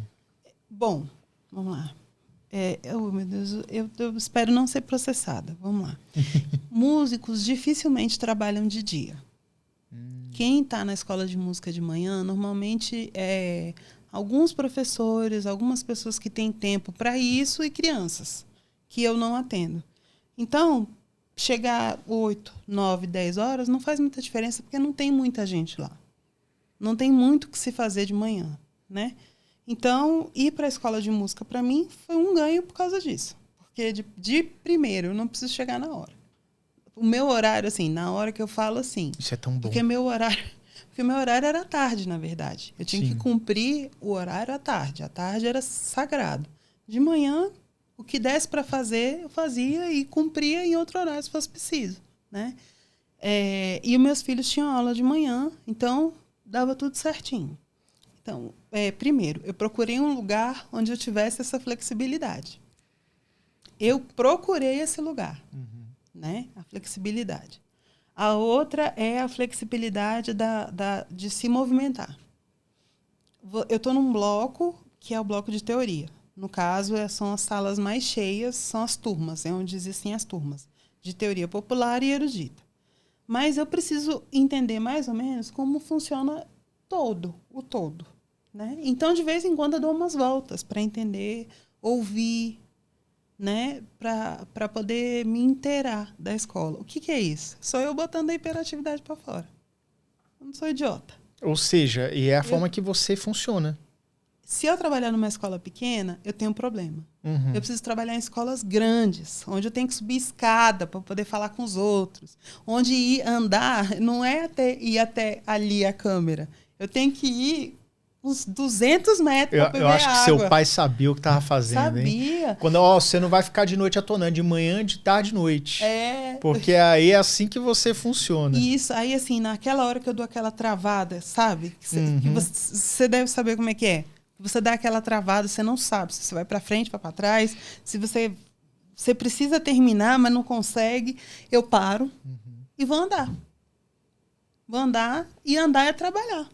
Andar é trabalhar, no seu trabalho, andar é trabalhar. No meu trabalho. E é aquilo que te acalma, te traz um controle, um conforto. Mas, ao mesmo tempo, eu estou ouvindo, conversando com os professores, conversando com os alunos, então é um trabalho, mas me ajuda a liberar ali a hiperatividade e voltar depois e me concentrar e terminar em 10 minutos aquilo que eu passei o dia inteiro sem fazer. Enrolando. Isso. Então, quando você vai procurar um emprego, você tem que procurar um emprego que tenha alguma flexibilidade, por exemplo, de horários. Né? Você vai trabalhar de manhã ou à tarde, você tem que saber qual é o seu horário. Você é matutino, vespertino ou noturno? Se conhecer. Isso. Senão, não vai.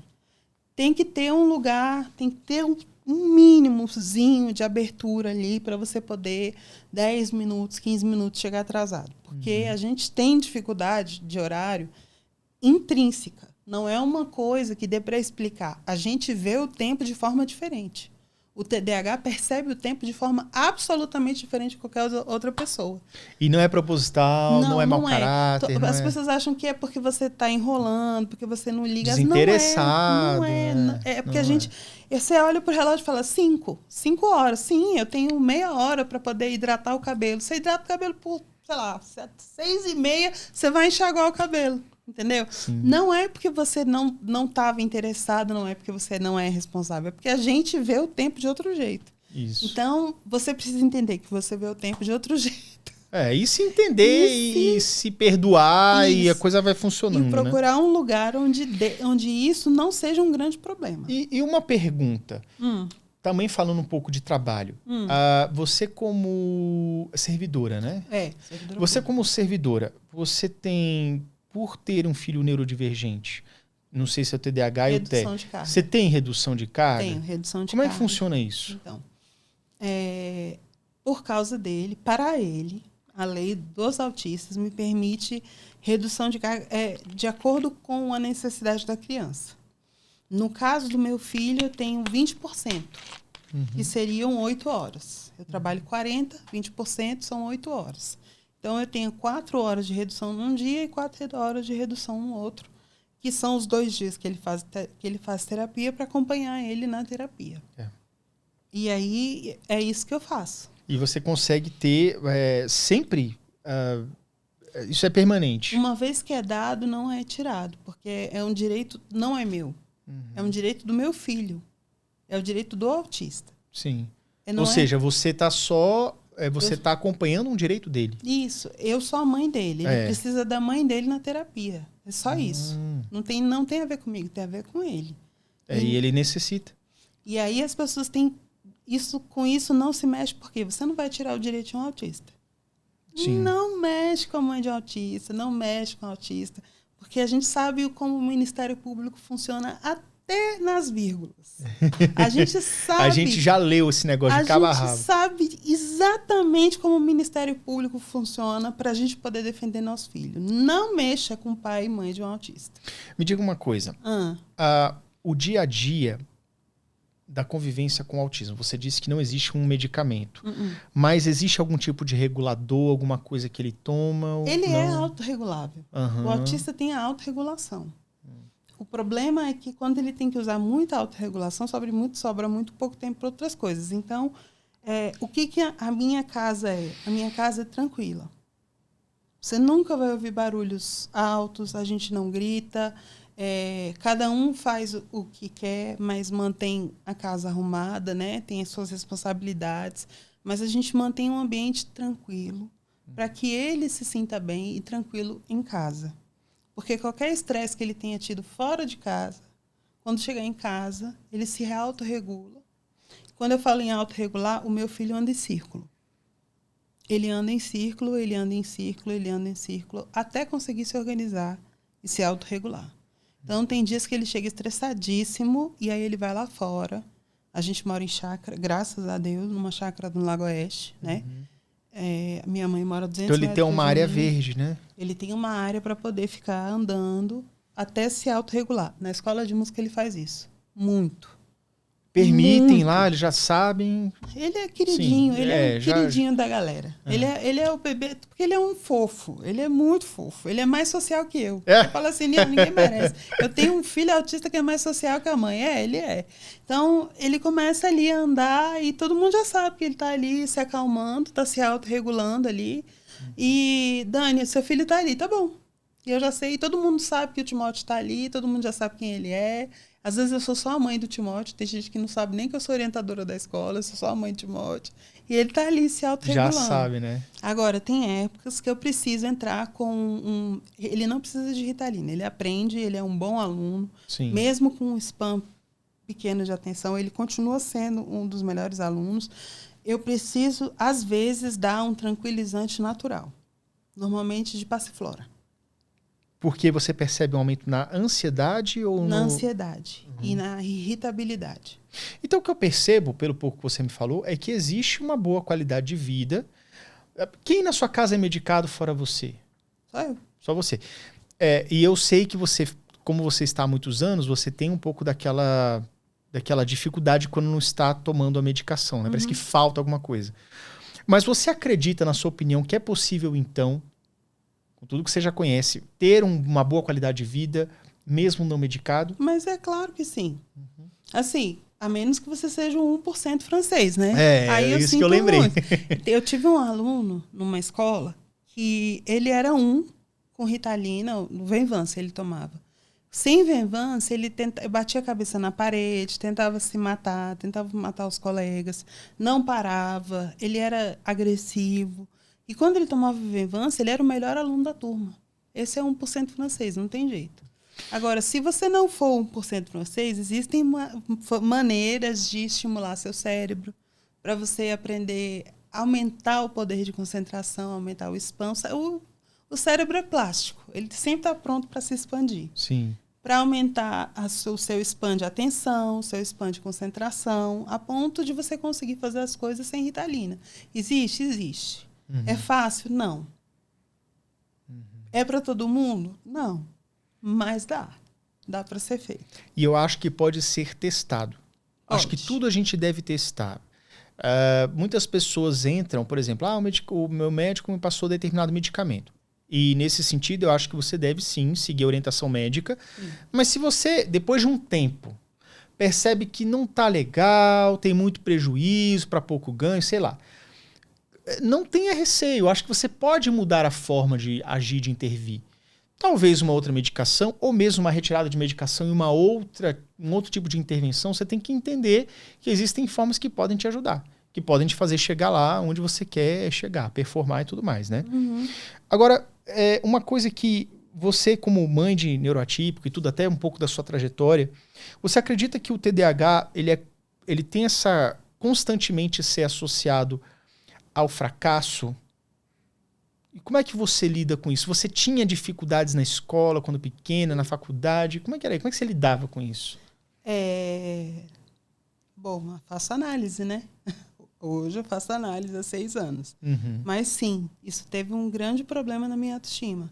Porque eu era preguiçosa, eu era a que não queria fazer as coisas, eu era a que não parava quieta, eu tinha vários defeitos. E aí, isso, para criança e adolescente, é um baque. Impacto. Né? Quando chegou na UNB, eu ainda sofria. Só que eu mandava todo mundo se lascar, né? À noite... Eu sei o que é isso. Tem uma hora da vida que você fala assim, vai se catar. Eu posso falar palavrão? Pode. Foda-se vocês. Eu tô aqui porque eu passei no vestibular. Eu mereço, eu tenho o direito de estar aqui. Cala a boca e me deixa em paz. Aí eu saía da sala, entrava só para assinar a chamada.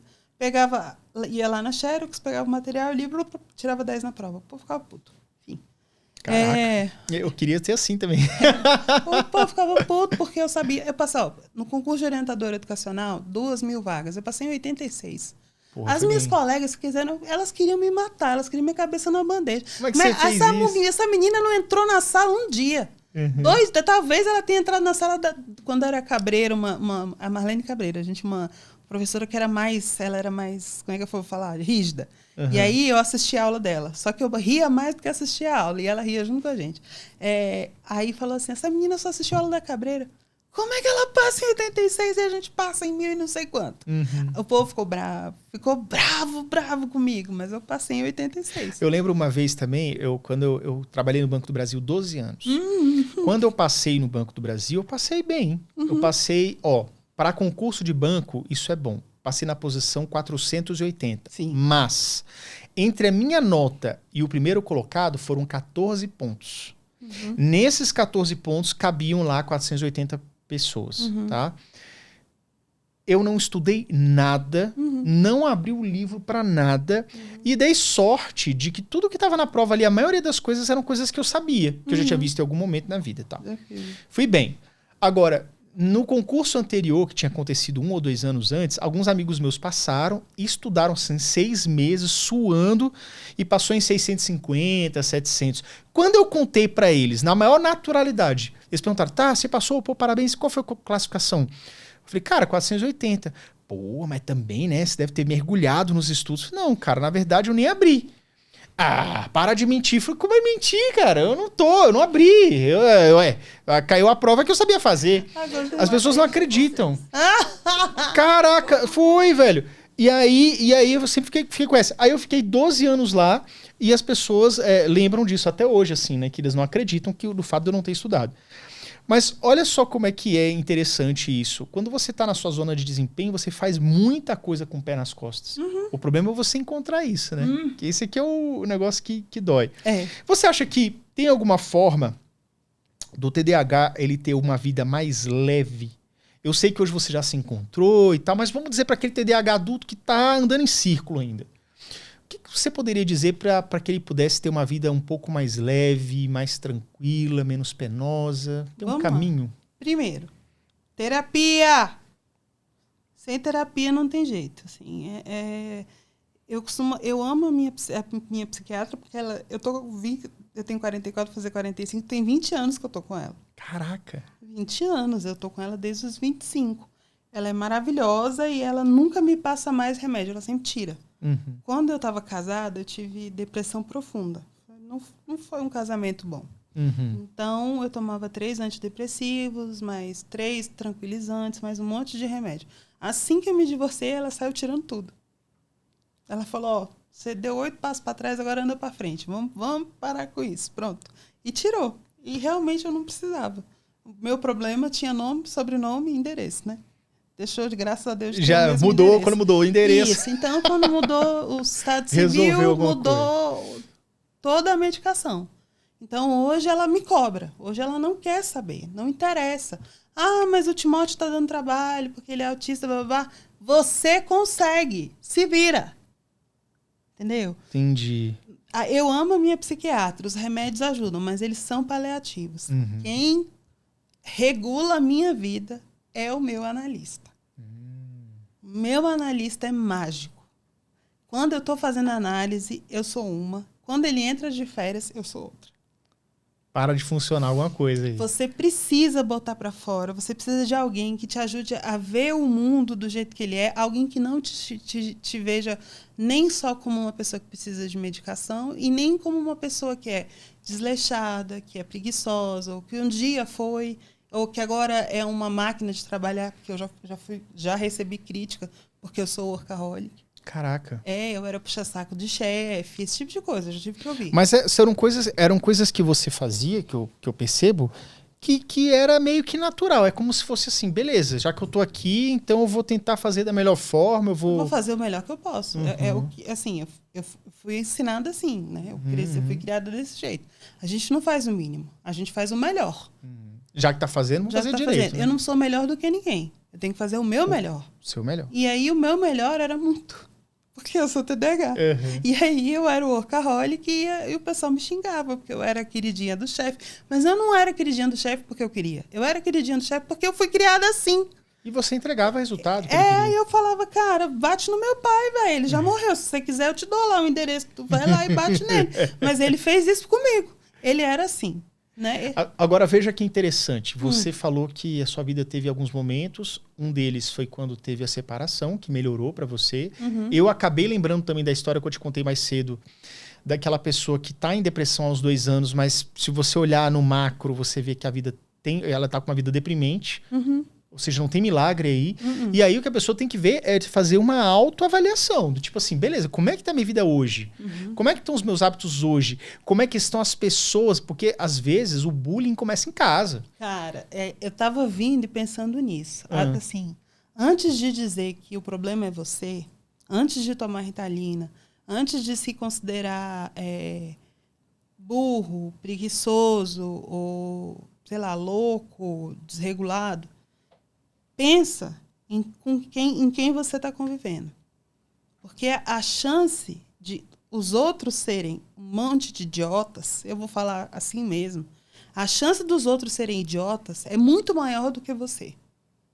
Tem uma grande chance de você estar certo e eles estarem errados. Caraca, pela minha experiência, a maioria deles não entendem, não sabem de nada, não conseguem ver outra pessoa, não conseguem enxergar os problemas, não sabem nada de porra nenhuma, não entende de remédio, não entende de transtorno, não entende de nada. E só quem entende da sua vida, no fundo, é você mesmo. No fundo é você. Então, antes de procurar um psiquiatra ou um neurologista, o terapeuta eu recomendo que você procure de qualquer jeito, tá? Porque terapia é para todo mundo, ajuda. Não é só para quem tem problema, não. Antes de procurar um médico, pensa com quem você está convivendo. Muito provavelmente são vários idiotas falando um monte de besteira. Vários idiotas fazem um monte de idiotice pra você. Exatamente. E você olha ali só, no meio.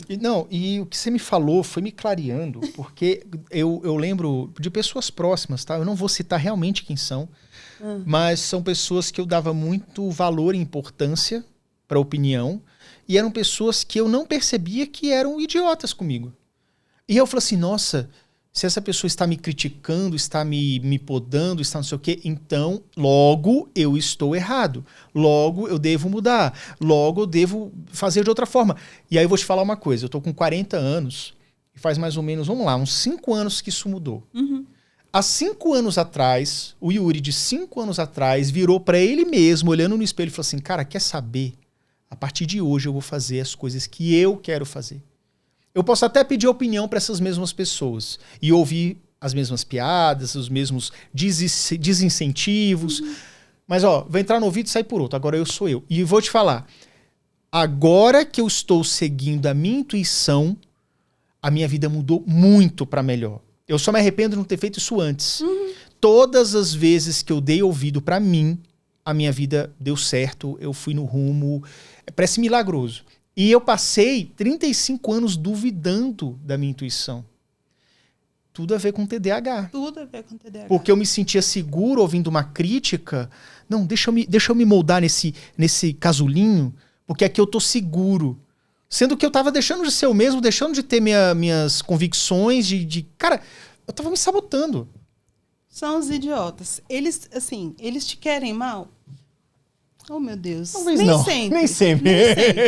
Às vezes eles querem o seu bem, mas eles não sabem. Eles não sabem. Idiota que eu tô usando aqui é naquele sentido de ignorante mesmo. Idiota, ignorante, que não sabe do que tá falando. Vira pra você e fala, você não precisa de remédio não, é só você ter vergonha na cara e acordar mais cedo. Não, não é. Você é um idiota. Eu sinto muito em dizer, mas eu vou repetir de novo. Você é um idiota. Você não sabe o que é TDAH. Você nunca parou para entender como é o funcionamento. Eu sou TDAH. Você não sabe o que é uma Ritalina. Você não sabe como funciona o cérebro. Você não conhece. Você não sabe o que é o córtex pré-frontal. Não funcionando igual de todo mundo. Aí o cara te rotula no achismo dele. Isso, vai se fuder. Desculpa, vai a merda. Você é um idiota que tá atrapalhando a vida dos outros. Para de dar rótulo e vai cuidar da sua vida. Normalmente quem faz isso tá muito desocupado. E a pessoa com TDAH tem que entender que pode estar cercada de idiotas. Pode. E ela pode não precisar de Ritalina. Eu tô falando, meus filhos não tomam. E é por uma escolha minha. A minha filha talvez tenha que tomar a dose mais leve. Muito provavelmente. Mas o meu filho não toma. E é excelente aluno. Eu preciso mais do que ele. Você percebe, você acredita, quer dizer, que as pessoas podem estar, de alguma forma, romantizando o TDAH? Como é que é a sua visão sobre isso? Eu acho que virou moda, assim, no sentido que... Não, como é que eu vou explicar? Os pais estão sempre procurando uma saída mais fácil para o filho. E aí, o que eu percebo é que... E as pessoas também procuram uma saída mais fácil para si mesmo. Só que é mais difícil. Um adulto, normalmente, que se acha TDAH e procura tratamento, não é por enrolação. Eu vejo isso como... Não é muito comum. Agora, os pais que conseguem o laudo de TDAH para o filho, normalmente é para livrar o filho de vários problemas. É porque ele já está dando problema há muito tempo, porque ele tem problema de comportamento, porque ele apresenta isso, ele apresenta aquilo. Então, vamos procurar um laudo para ver... Em parte, professores não foram formados para isso, ficam exigindo isso dos pais. E, em parte, os pais querendo se livrar da responsabilidade, todos se juntam na sala, num consultório de neurologista ou de psiquiatra, e aí sai o laudo de TDAH. E aí a criança começa a tomar Ritalina, mas não tem mais nada. Porque o professor não falou, o pai não falou nada, mudou o humor. Mudou fome, porque a gente sente mais ou menos, né? Muda a nossa... muda a fome, muda o humor, muda um monte de coisa. O apetite, o sono, o ciclo circadiano pode impactar. Você passa a ter insônia. Sim. E a criança não melhora. Ou o adolescente não melhora. Por quê? Porque, na verdade, não era para ele. Ou seja... Era para o pai e para o professor.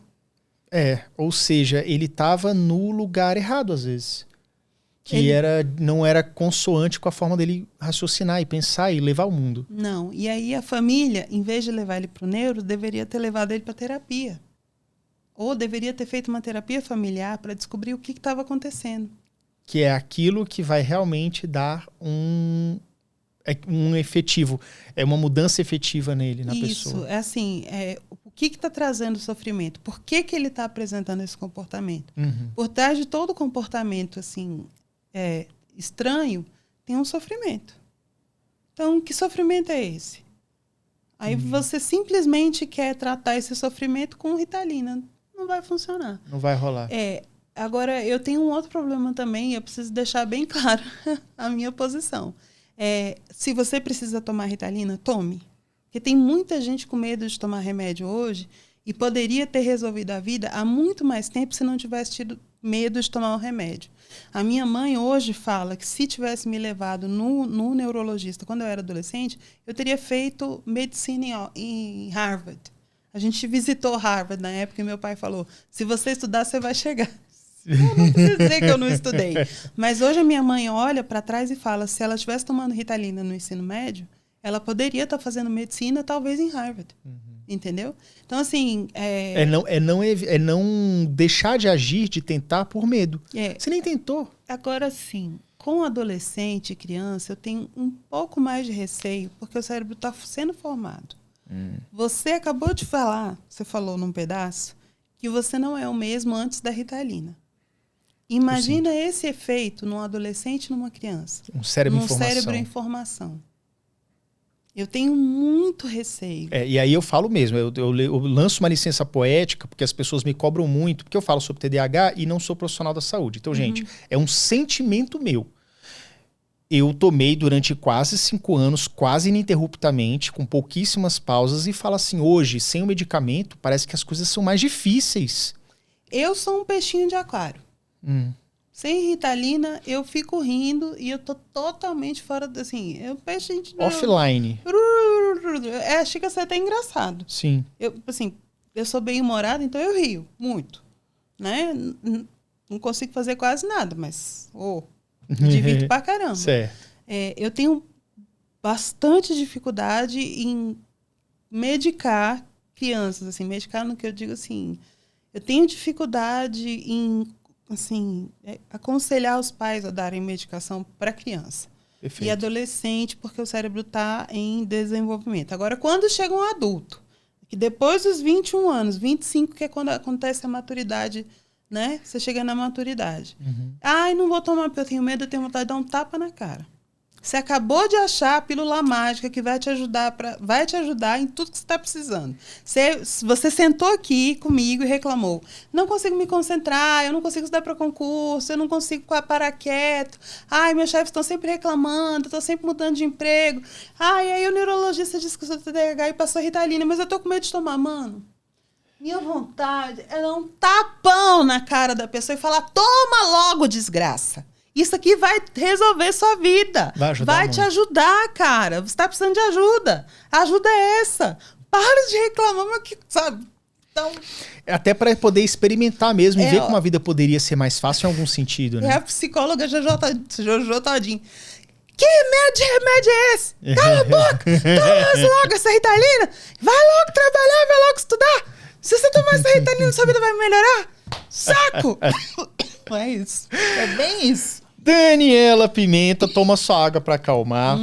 Dani, é o seguinte, todas as pessoas que viam o Neurotônico, ao final eu peço que você deixe uma mensagem para essa pessoa. O que o seu coração quiser falar. Sua câmera é aquela ali mais baixa, pode falar. Eu acredito que todo mundo é capaz de tudo. Existem meios mais fáceis ou mais difíceis, mas todo mundo consegue aprender. Todo mundo consegue atingir um objetivo. Você só tem que descobrir o caminho. Às vezes com medicação, sem medicação, com médico, sem médico, sempre com terapia. Eu vou insistir nisso sempre. Mas procure o seu caminho. Cuidado com os idiotas. Eles estão à sua volta. Não se deixe levar pelos idiotas. Se deixe levar, pense por você mesmo. Leia sobre o assunto. Leia sobre, seja lá o que for que você estiver tendo dúvida. Procure, pesquise soluções para o problema que você está tendo. Não vá pela cabeça dos outros. Não escute os idiotas. Eles estão aí para te atrapalhar. E tente, da melhor forma possível, achar a saída para você. Porque ela existe. Ela existe. Se você procurar, ela existe. Perfeito. Pense pela sua própria cabeça. Dani, eu quero agradecer muito a sua presença aqui, tá? Foi sensacional, que papo incrível, revelador, tá? E olha só, para pedagoga a gente falou de medicamento, falou de psicologia, de terapia, 360, né? E a gente nem falou como ela age no cérebro ainda. Ainda tinha coisa para falar. Vamos lá então, vamos lá. A gente pega essa parte e coloca um recorte. Vamos completar essa questão, então, da tomoxetina? A tomoxetina, o pessoal tem falando aí que tá chegando no Brasil. Você já viu sobre ela? Já experimentou alguma coisa assim? Não. Como é que é? Não experimentei nem posso. Porque ela é... Vamos lá. Todo antidepressivo, ele age nos 3 principais neurotransmissores do bem-estar. Como? Existe uma sinapse que é feita, né? E ele impede a recaptação. Então, ele fica circulando ali, o neurotransmissor fica circulando mais tempo entre uma sinapse e outra. Normalmente, os TDAHs, eles usam serotoninérgicos, que é para ficar circulando a serotonina, que é o que dá mais a sensação de bem-estar. Esse remédio, ele age na noradrenalina. Ele seria um bupropiona, que a gente já conhece, o BUP. O velho BUP, né? E ele também impede a recaptação e aí ele vai liberando aos poucos. Só que, ao contrário do BUP, ele vai fazendo isso de forma mais gradual, como se fosse uma Ritalina agindo ele seria longa duração. Uhum. Ele não é nenhuma novidade. A gente já tem antidepressivos que trabalham desse jeito. E trabalham assim, eu pensei isso também. Então, ele vai resolver todos os seus problemas. Eu fiz tratamento ortomolecular por um tempo. Por isso que eu te falo que existe sim formas de viver sem Ritalina. Como é o tratamento ortomolecular, para quem não conhece? Tratamento ortomolecular, o meu médico pediu o exame de sangue. Ele olhou para mim e falou: sua testosterona está mais alta do que a sua progesterona. Para começo de conversa. E pela pele, ele conseguiu descobrir. E pela musculação, pelo tônus muscular. Né? E aí ele manda fazer exame de tudo que você tem no corpo. Cortisol, cortisol durante o dia. Qual é o horário que você tem um pico de cortisol? Ou não? Se você tem serotonina, se você tem neuroadrenalina, quanto que você tem de dopamina, noradrenalina, serotonina, ferro, cálcio, todas as vitaminas e mais um monte de outras coisas que você precisa ter. O ortomolecular, um exame de sangue que um ortomolecular pede, tem umas 50 páginas de resultado. Ele olha tudo. Cima abaixo. Até o seu cabelo, por que não está crescendo, a sua unha, por que está quebrando, tudo. Ele vai te falar tudo. E aí, nesse exame que eu fiz, mostrou que eu tinha noradrenalina. Esse é o tratamento ortomolecular. Ele vai te passar remédio, não são remédios, ele não acredita em remédio. Vai te passar... Ai, gente, me ajuda. Suplemento alimentar, para poder suprir o que você não tem, manter o que você tem e diminuir o que está em excesso. E isso funciona, inclusive, para quem tem TDAH. Eu não quis tentar, eu fiquei com medo de largar minha psiquiatra. Mas se eu me jogasse, ele me ajudaria. Né? O médico ortomolecular. Agora, vamos seguir. E aí ele mandou fazer exame de sangue, e aí qual não foi minha surpresa quando chegou? Minha taxa de serotonina era muito baixa, a taxa de noradrenalina era enorme e a dopamina normal. E aí eu tinha muito problema com BUP ou com duloxetina e tem um outro. São vários. Desvenlafaxina. Porque eles são segunda geração. Fluoxetina, desvenlafaxina, venlafaxina. Isso, então. Tá, um desses aí. Porque a fluoxetina, serotonina, fluoxetina, paroxetina, citalopram, sertralina, todos são serotoninérgicos só, primeira geração. Só mexe com um neurotransmissor que é a serotonina. Aí existem os remédios que mexem com a noradrenalina. Seria o BUP e os derivados. A segunda geração é que mexe com os dois, que são esses, duloxetina, venlafaxina. Eles mexem tanto com a serotonina quanto com a noradrenalina. E eu tentava, porque eu estava deprimida na época ainda por causa do casamento, a médica passava e eu tinha crises. Eu tinha crises de ansiedade. Chegava a ter crise de pânico. E aí, quando saiu o resultado do médico, eu entendi por quê. Porque ele estava impedindo a recaptação de uma coisa que eu tinha em excesso. Em excesso, ou seja, estava explodindo. Exatamente. Caraca. Então, quando eu fui ler sobre essa medicação, eu falei assim, graças a Deus que eu nunca cheguei perto dela. Porque eu tenho uma crise de pânico se eu tomar um remédio desse. Eu tenho com base já no que você já viveu. Já. Noradrenalina, eu tenho em excesso, não dá. Pode funcionar para algumas pessoas, mas não vai funcionar para todas. Uma coisa que TDAH tem em excesso é a ansiedade. A gente é ansioso por natureza.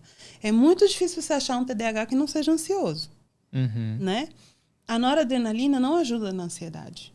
Quem ajuda na ansiedade é a serotonina. Então, mais um problema para esse remédio. Assim, eu tô tentando aqui acabar...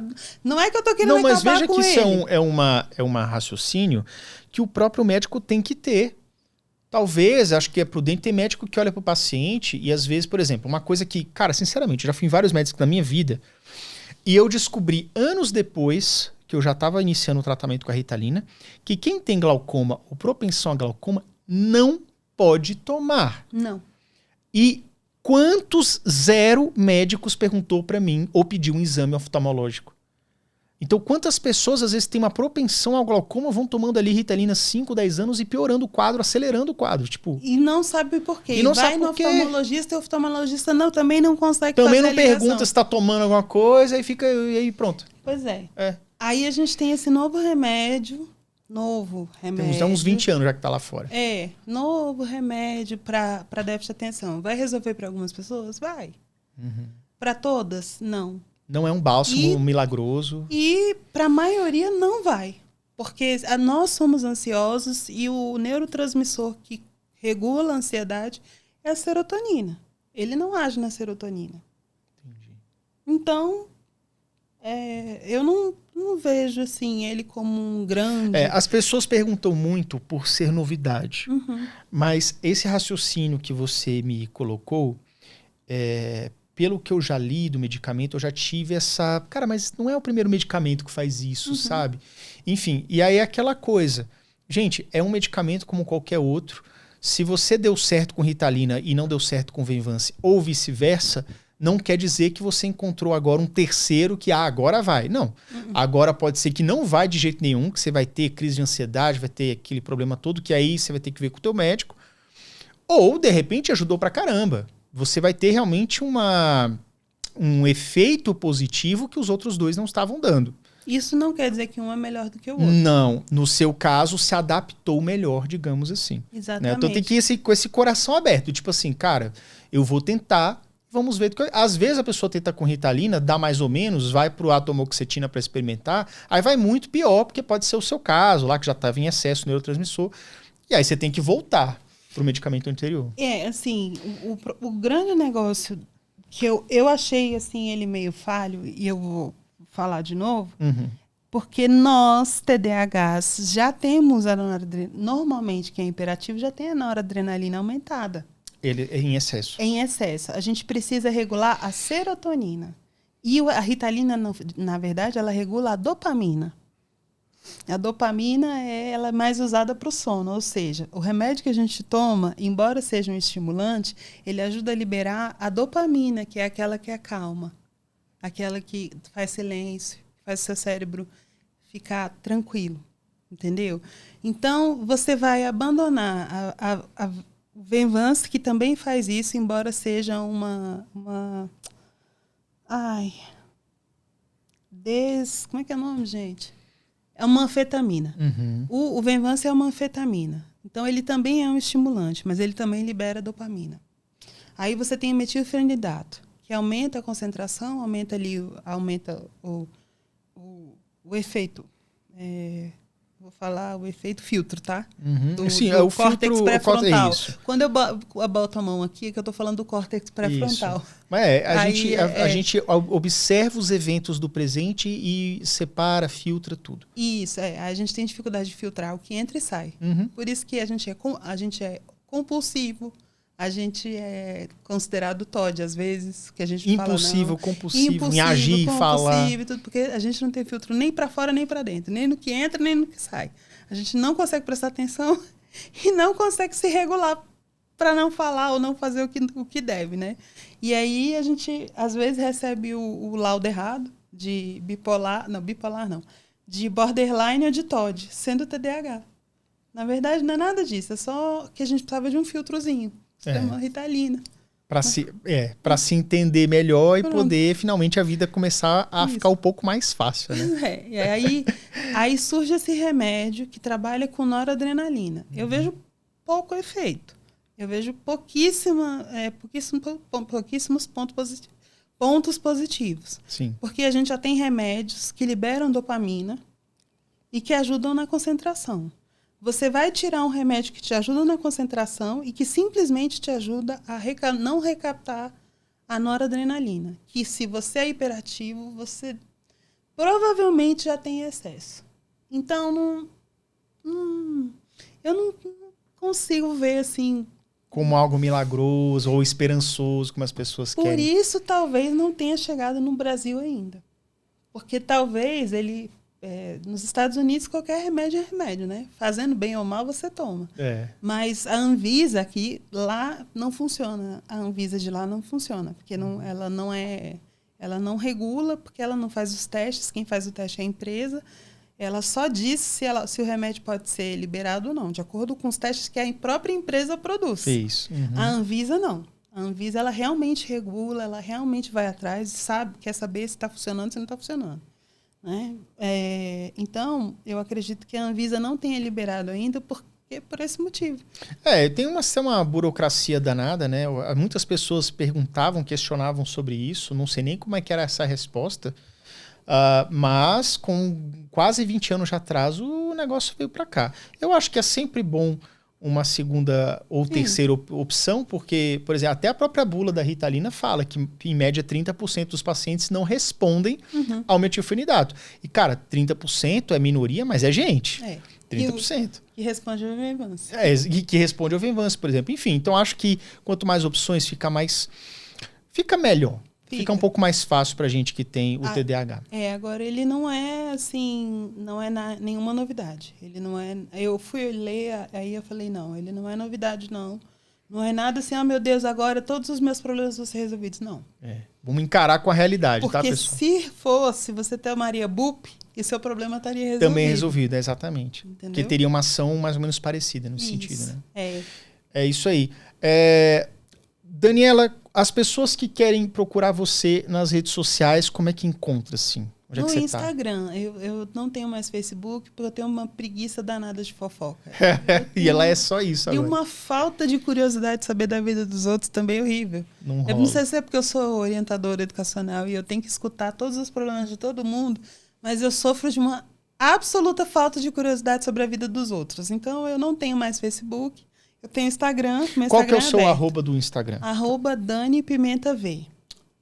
@DaniPimentaV. Eu normalmente divulgo coisas da escola de música, algumas coisas da minha vida e algumas coisas sobre TDAH. Só que com senso de humor. Isso que é bom, com leveza. Eu coloco aquela parte assim, eu toco violão. Eu ia treinar no sábado à noite. E aí eu preparei tudo, preparei as cifras, arrumei, afinei o violão, tudo bonitinho, tomei a Ritalina e fui limpar o congelador. Mas ficou brilhando, eu tenho certeza. A porta não estava fechando. O congelador estava lindo, limpinho, a porta fechando, tudo congelando, perfeito. Você tocou violão? Nem eu. Não. Mergulhou e foi fundo naquela... Eu falei, é a procrastinação focada. Típico TDAH. Com Ritalina e tudo. O congelador ficou lindo. Ficou novo, eu tenho certeza disso. Maravilhoso. Eu descobri como funciona como é que fala? Quando eles falam que ele é autolavável, eu descobri. Como é que funciona? Ele é autolavável? Olha só, o cérebro vai até aí. Eu descobri até por que ele é autolavável, mas não toquei violão. Aí foi a segunda Ritalina para conseguir tocar violão. Tá certo. Dani, mais uma vez, obrigado pela sua presença aqui, com muito senso de humor e também com muita... histórias, questões empíricas, de a gente aprender como é que funciona a mente de um autêntico TDAH, né? De uma autêntica TDAH, tá bom? E se você quiser saber, a rede social da Dani já está aqui na descrição desse vídeo, só você clicar na descrição e clicar lá para visitar o perfil dela, mandar uma mensagem e tudo mais. E também não se esqueça de curtir esse vídeo, compartilhar, se inscreva aqui também no canal. E é isso, vejo vocês no próximo podcast Neurotônico. Valeu, até logo e tchau, tchau.